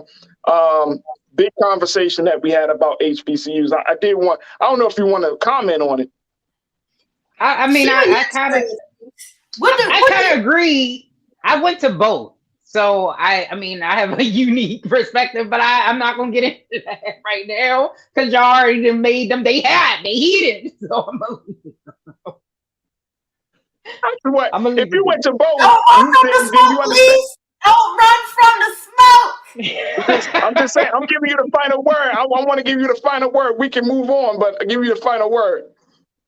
I agree with you. I don't think that we should Black should only go to HBCUs. I think that it depends on you want to go and where the culture is. I think that we need to have a bigger conversation about what is Blackness. Like when Iman said she was tall, people said you need to play basketball. I was saying in the comments, like, imagine being an awkward nerd, like not really fitting in, like you like history and, science and went back. When I was in school, that wasn't the cool thing to do. That's just not what you did. So I felt like I actually didn't fit in. I tried, but I didn't fit into what the culture should. I'm not going to say which school, but I just felt like I didn't fit in. So I think that we do need to be more inclusive with education, and it's really going to depend upon how and where. And the only way we can change some of these other institutions is by being in them. So I agree with inclusivity. Yeah, I'm on the same page.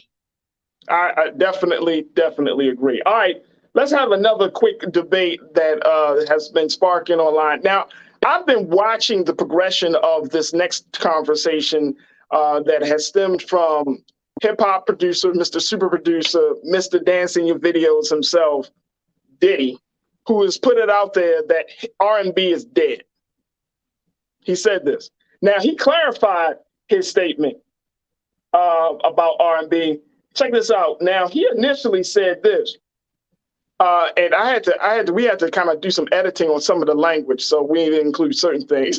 But here's, Keenan, let's show what Diddy initially said. He said the R&B music, the R&B I made my babies to. R&B got to be judged to a certain thing. It's the feeling, though, doggy. No. It's a feeling. You got to be able to sing for R&B, and then you got to tell the truth. R&B is not a hustle. That shit is about feeling your vulnerability. He continued, you got to cry. You got to be able to get your girl back. I don't want to hear all this bullshit. It's our fault for accepting anything less for anybody getting on a mic. I feel like that there was a death of R&B singing, and I'm part of bringing that shit back. I ain't feeling no emotions. Is R&B dead? R&B is dead. R&B is paralyzed. R&B, listen, nobody, men, and I'm going to go ahead and say men, nobody singing in the rain no more. Ain't nobody doing this for Lord Saint no more. Nobody's at the window begging their girl to come back. Everybody is so heartless, F you, I got another chick on the side anyway, I got to line up, I don't need you this, I don't need you that. No, I want you to cry. Cry about me. I need to see that you hurt and you upset. I want show emotion. It's okay to be vulnerable. It is all right. If you want to leave your girl a 2-minute voice message about how you can miss her, then throw Boys to Men on Bend the Knee at the end of it. Listen to me. Write that down because there goes some game for you. We want that. You don't want Tory Lanez, screw you, I got the next chick, blah, blah, blah. Like, we don't want that. Cry. It's okay to cry. Yo, you know what made me think of this Lise Mario song? I can feel your heart.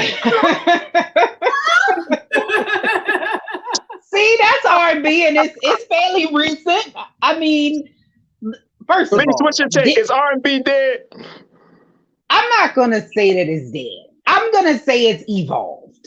Okay, so I think R&B has changed. I think we've gone through the phases and emotion, or maybe I should say it's devolved because we've actually gone backwards a step. But now that all the kids are into hip hop and R&B, that's what it's gonna be. That's what R&B is gonna sound like. I mean, Diddy's son, or what Diddy or Love? I mean, is he going by Love? I think he Love now. I don't know. I just Love call it. I made- mean, let's call him Love Diddy, Diddy Love. I have no idea. Yeah. Puffy Sean Combs. His son said that he created R&B, and I said, huh? What? No. Why? How? So I think that they don't realize that his son said that his son created it or his father created it. His father Diddy created. Oh. He created R&B. His father created which was R&B? funny. Right. Right. So I think they just don't know. So when they're creating R&B music, they gotta pull from what they have. And what they have is this new, I'ma hit you in the face. But like it's not the same kind of like, oh, we not in love no more. Okay. Like it's a whole nother genre of music, but I think it's just different. That's what I'm gonna say. All right, look, let me just tell you.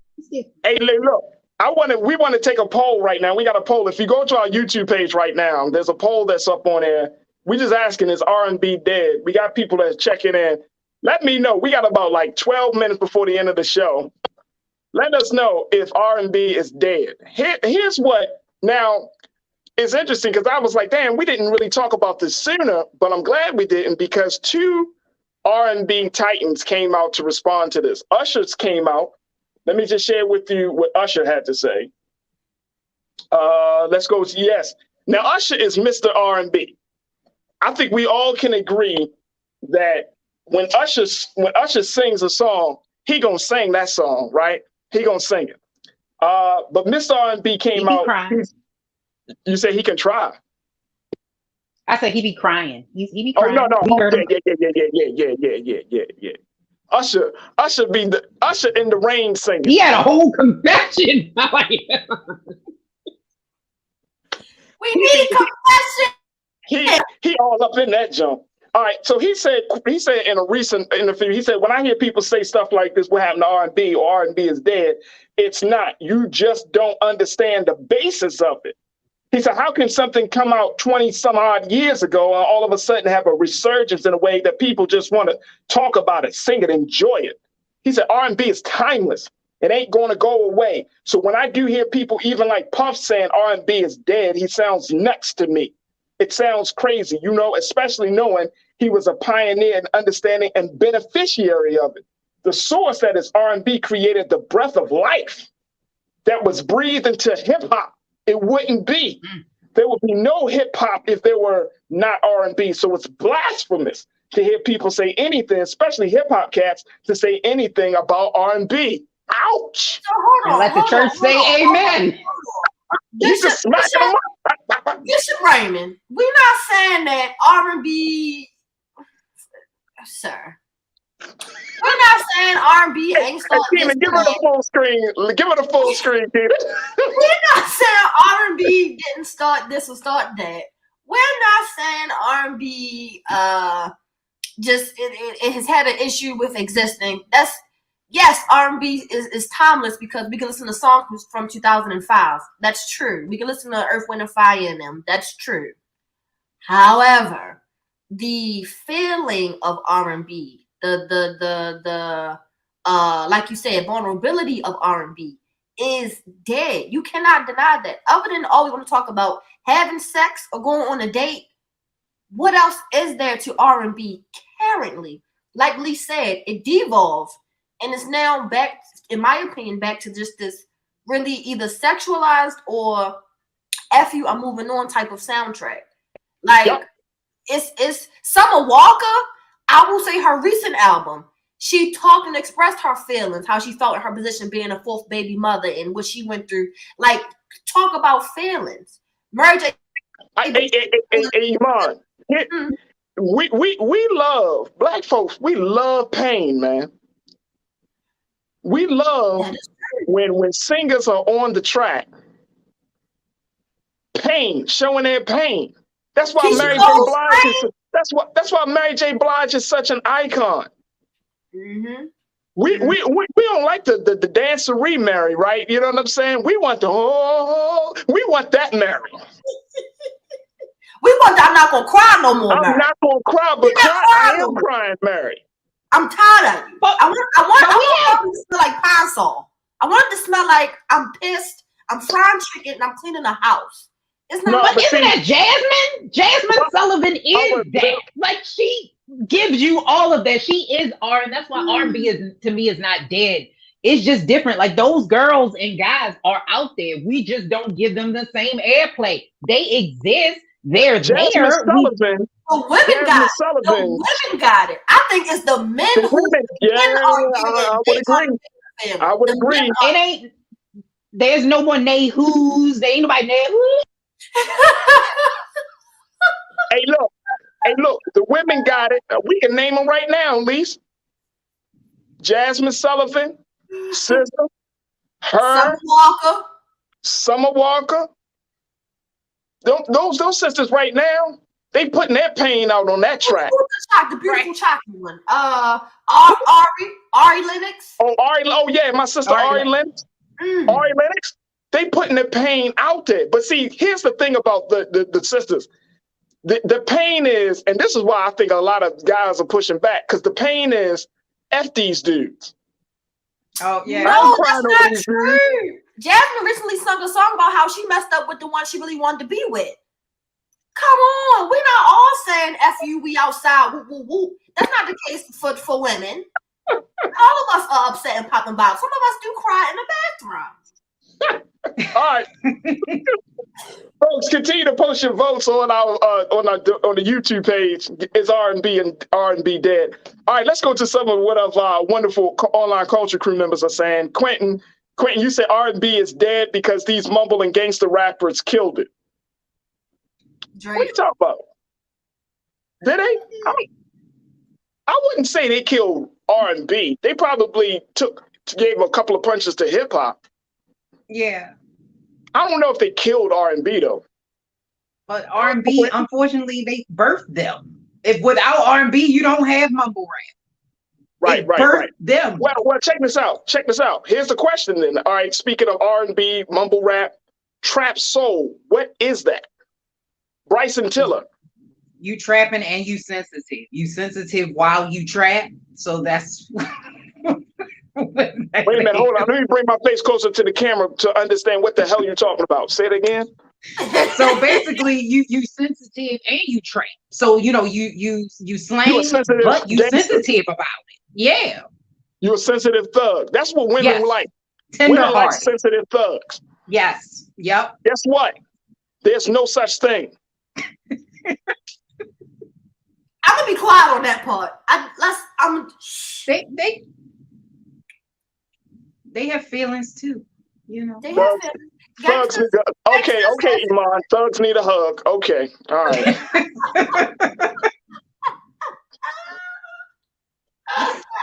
I'm gonna whip this dude. I'm gonna shoot this black man, but I can't express how I feel about you, girl. Right. You don't like my music. Hey, look, you don't like my music. You say R&B used to stand for rhythm and blues. Now it's this schmaltzy, whiny, overproduced garbage. Just my opinion. Nah, man. Like, if you're talking about schmaltzy, whining, I'm thinking of Keith Sweat. Ouch. Keith Sweat. He did some whining. He did whine. He created the whining. Like, y'all, nobody. Like, he did that. You got Keith Sweat. Genuine. But Genuine these are like 30-year-old artists. You know, these artists from 30 years ago. Like from the 90s. The only one that I can think of as far as the man that came to my head was Giveon. I will say Giveon now. Yeah, oh yeah. His old Giveon got like a Paul Bunyan voice. You know what I'm saying? Just real deep. We missing it. I will say that we don't have a Lenny Williams of our day. We don't have a man that's gonna get on a record for 7, 8 Wait a minute, minutes hold on, and y'all. cry. He cried for 8 minutes. No, wait. First thing. Y'all women are phony. You know why y'all phony? Because you don't respect no man crying for 2 minutes. You talking about crying for 8 minutes. That's not Man, true. Look, this is what That's y'all would say today. Man crying over for 8. Just give me one more chance. Yeah. You be like, come on, Negro. Come on, bro. Come on. He said he cried until television went off. You know what I'm saying? I didn't even know that was a thing. That's what he said. That's what he said. You don't know my hurt. You don't know my hurt. But first you don't thing, want to be hurt. Hold on.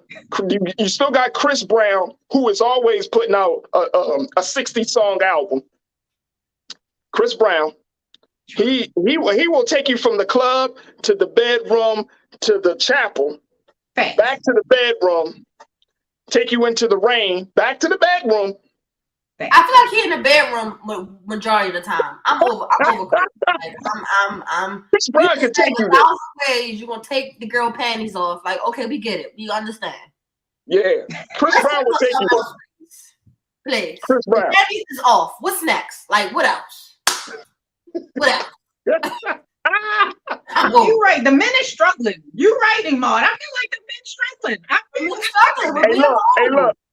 Hey, look, hey, Lisa Iman. So Diddy asked on a line Justin Timberlake, to name, because Justin Timberlake, no, R&B is not dead. And Diddy said, well, name me 5 artists that don't use auto-tune that's good for R&B. Justin Timberlake could not respond.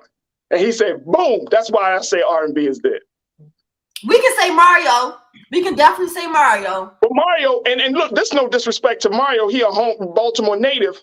But when was the last song you heard of Mario? From 2016? That's not the point, Farajii. That is not the point. The point is. No, I'm serious. And I'm not, this is no shade. I'm just talking about his music.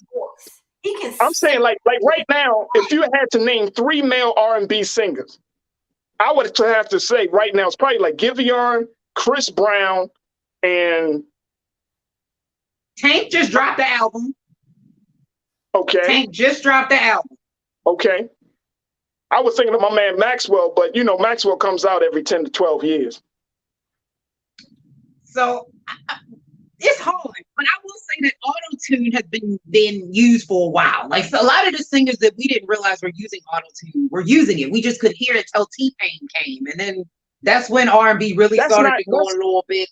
That's a variation of R&B, but that's not even like, I don't even know. I'm gonna be honest with you. Brian McKnight said this.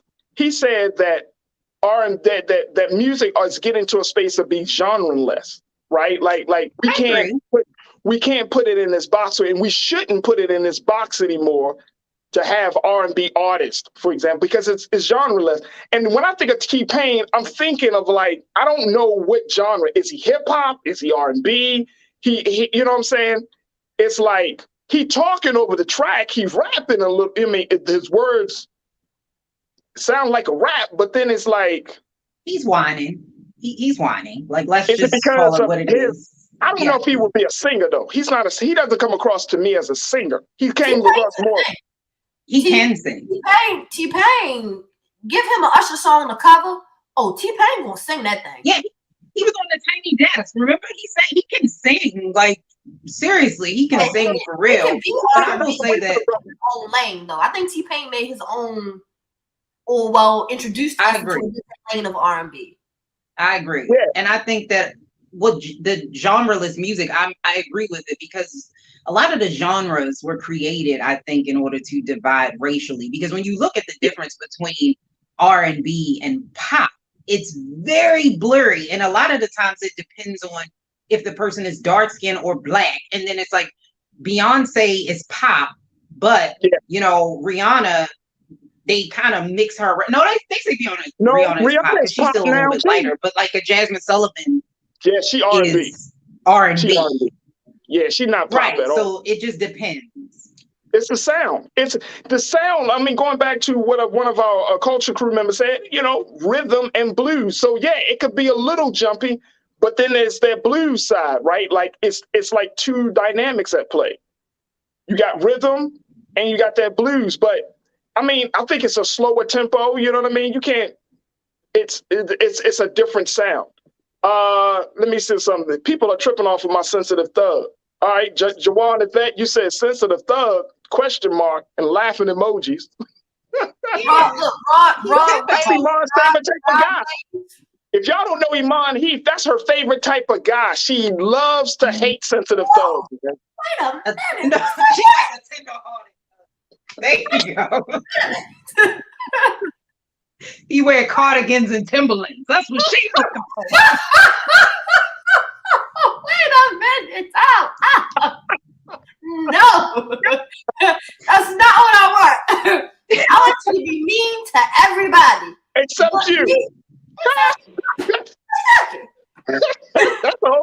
I don't have enough time. I don't have enough time to talk about. Y'all want a dude to bust the dude in his mouth if he looks at you wrong, but then give you flowers and rub my feet. Exactly. Mm-hmm. Mm-hmm. We got so much work to do. Rashida, you said that is the stupidest thing I ever heard a sensitive thug. A sensitive thug will be in jail rapping his R&B song to you. Wow. Yep. I know what you're talking about. She's talking about R. Kelly. Ooh. Wait a minute. Well, what? I said something wrong? He the king of R&B, right? I don't know how to feel. I don't know. I hit y'all. Y'all like, oh, wait a minute, hold up, bro. I don't even know if I should laugh or. I'm not sure what to do. What we doing right now? Here is our look. Check this out. Ming Lee, Natasha Serge, you said you were responding to our other sister and loyal Culture Crew member, Lana Latham. You said it does seem like an agenda is being pushed because that music is causing young Black boys to kill each other on a regular. Talking about hip hop and R&B, where we're seeing it right now. But R&B right now, I seem to believe, based on our little quick poll, R&B dead. 62% of you said no. 37% say yes. So send me your R&B playlist, please, because I'm missing something. I listen to. We got to remember, and folks, maybe we need to quantify this at least in terms of time period. Like, what are we going to say? We can't talk about the last 30 years. That's too big of a gap. Okay. Too much. Yeah. So we can say the last, 10 years, the last 5 years? I'll say 5. Yeah, 5. I think 5 is good. Yeah. Woo, that's going to be a tough one. That's going to be a real tough one. I think we can do it. I think we can. I'm going to make a playlist. I think we can do it. I think we can do it. A playlist with current R&B music. Male and female. Because I feel like I know more. Like I feel like I know more of the sisters. Like I'm hearing more sister voices, which is powerful. But then I'm hearing a little bit less. Like I remember when Trey Songz was hot. Chris Brown again, he was still hot. Like I said, Maxwell. We talk about Tank a little bit. You know what I'm saying? I love Raheem DeVaughn. Raheem DeVaughn will give you that real R&B. Mm-hmm. He's one of my favorite male artists. He said he's the king of R&B. So I mean, I absolutely not. He's a participant in R&B, but not the king. He's definitely a participant. He's in the court. He's a prince. No, not even that. But let's go a little bit lower because he's a knight. We can try that. We can try that. He's the knight of R&B. We talk about Giveon. So Giveon, he's making his way to it. But I feel like we have to do a little bit more thinking and digging for males. But for women, don't ask me right now. I gotta do some research. Right, you gotta do some research. I think we can come up with a list. I think women are out there more. I think women are way out there more. Absolutely. I think people who saying that R&B isn't dead still listen to Jodeci and Boyz II Men. We're not talking about them. Like, no, not talking about too far not back. talking about that. We're talking about. Yeah. That's a good point. Good point. Yeah, Jodeci, like I don't even think of any male groups. Like, remember back in the day, there was like Mint Condition, Jodeci, 112. Tony, by the way. Tony. Like, there were male groups. I don't even know who the R&B groups are for the day. We don't have any right now. Ain't no. I don't think we have any. Ain't none. I think B5 was the last ones. I think they were the last. You said who? B5. No. said, "Who?" No, it's okay. It don't even. It's all right. We going. We going. They were under Diddy. They were a part. They were a production of him. So I like them. I actually like them. I did too. I know exactly what you're talking about, but I ain't talking about And this. Day 26, he had them too. What they was? He had Day 26. Day 26. They were the last. Right. But there aren't any R&B groups right now. Male R&B groups. Not mainstream. Genuine Tank and who's the other one? I was trying to think of the other one too. You talking about LSG? Think of the name the other day. Yeah, aren't they? They were supposed to be in a group. Tyrese. Keith Sweat. It was Gerald Levert, Keith Sweat, and Johnny Gill. They were no, Farajii. Let's bring your brain. I'm just letting y'all know LSG was hitting it. They was hitting it. They were. That song. They killed the game with that. My Body song killed the game. Not that. We're not talking about them, Farajii. I know that. I'm just the future a little bit more. Just a little bit. Okay. All right. It was Tyrese and Tyrese. Yes. Oh, Tyrese. Yeah. Tyrese should be on the list, but he wouldn't. He hasn't dropped the song lately. He's an actor now. I think. Jamie Foxx. Yeah, Jamie can sing. Actually, singing. He said that singing was actually his first love before actor. Yeah, Jamie Foxx, that man. Jamie Foxx. Can sing. Yeah, Jamie is awesome. I like Jamie. Yeah, I like Jamie. You know what I'm saying? I think that we need to hear more from him on the music side. But I think it's coming. I think he's going to drop an album soon. I feel like he is. So the consensus is that R&B is not dead. It's just different. It's just different. It's alive, but it's just moving different. It's like the clone of. It got COVID-19. You said it got COVID-19. Mm-hmm. R&B has COVID. Yes. You got some fun. You got some wild jokes today, Iman. You know that. I'm not laughing. It's on the respirator. R&B needs help. Wait a minute. So you sound like R&B is almost dead. It's almost dead. I feel as though yes, it needs help. It needs nutrition. Right. It needs some CMOS. R&B needs some CMOS. There it is. Hey, y'all, I think we're going to end the show right now. Okay. When Iman start talking about how R&B needs CMOS. Come on, Iman. Come on. R&B needs some Tylenol right now. R&B look worn out. It needs to. Jesus, take the wheel of R&B, please, because right now it's been on Ambien all night. It needs some Flintstone vitamins. That's what it needs. Mm-hmm. Oh man. Well, we will see. We will see. People are pushing back on it. Folks are saying it's going to be interesting. I don't know. I don't know. Maybe we're going to get some more R&B offerings this year from some of, I know Chris Brown dropped his new album, but it will be interesting to see what the rest of the year holds for music in terms of that space. But R&B groups, now that we talked about it, the lack of male R&B groups is really interesting. We used to always at least have one in every missing the matching outfits. He missing them. Yes. Boy bands are still hot. Steps. Look, boy bands are still hot. If Boyz II Men started touring today, they would be sold out in every venue. You think so? I agree. Even though Deep Voice is gone, I agree. I agree. People love Boyz II Men, man. We just had this love for them, man. They legitimately can sing, and they were so classy about it. You know what I mean? They weren't just like knocking boots type guys. They were just like slide in real easy. Like, no, baby, let me hear you. And they got lingerie you got on. I'm admire this tag, but it is gonna come off rather than just take it all off. Let's get to it. Like I'm done. But they understood the science of mating. Mm-hmm.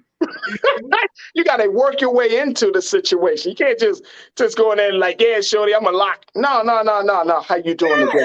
When they came on the track, be like, how you doing, baby? That's when you see the women side. I'm good though. I'm good. But that's not what girls They want what they want. All right, y'all, let's end the show. Yvonne, you know when the dudes be like, girl, he looking at you, he gonna probably say something. The moment that a dude get a woman laughing, it's game is over. Be like, how you doing? How you doing, baby? How you doing, baby? I'm good. I'm good. You know, can I get to know you a little bit better? You be like, oh, that's where you get that line. I mean, you've been running through my mind all day long, so I know your feet are tired.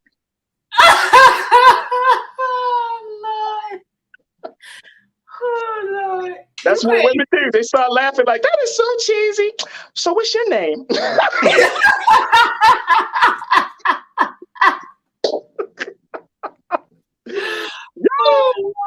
All right. I appreciate y'all. Hey, appreciate y'all. Lee Swinney, host of a Millennials Anonymous podcast. My sister Iman Heath, who is an entrepreneur, activist. Ladies, thank you for making Tuesday so great. Thank you for being so good for the culture. Thank you. All right, folks, I thank each and every one of you for being a part of the conversation. Big shout out to my online culture crew, for all of you who cast your vote about is R&B dead. Oh, my gosh. Well, we'll see. We will have to see. But there's definitely some help. It needs a little bit of help. All right, folks, make sure y'all continue to support us here at Black Star Network. Go to our website right now. Download the app for free. Get more for your bang. And for your dollars, support us right now at blackstarnetwork.com. We can't have these very serious and yet these very cultural conversations without your support. So go to the website, download the app, tell your friends and family about it, share the content, and continue to show your support. Also, make sure y'all follow me on all social media platforms at The Real Farajii on IG, Farajii at Twitter, and Farajii Muhammad on Facebook. I would love to connect with y'all, continue the conversations. And I want to thank all of you for being a part of the discussions today. Whether we agree or disagree, folks, the fact remains we got to talk about it. And guess what? The place to do it is right here on the Black Star Network. Stay tuned. Up next is RMU, Roland Martin Unfiltered, with my big brother, Roland Martin. As always, never be afraid to challenge what's wrong. Stand for what's right while being yourself in the process. God willing, we'll talk tomorrow for another exciting edition of The Culture right here on the Black Star Network. Peace.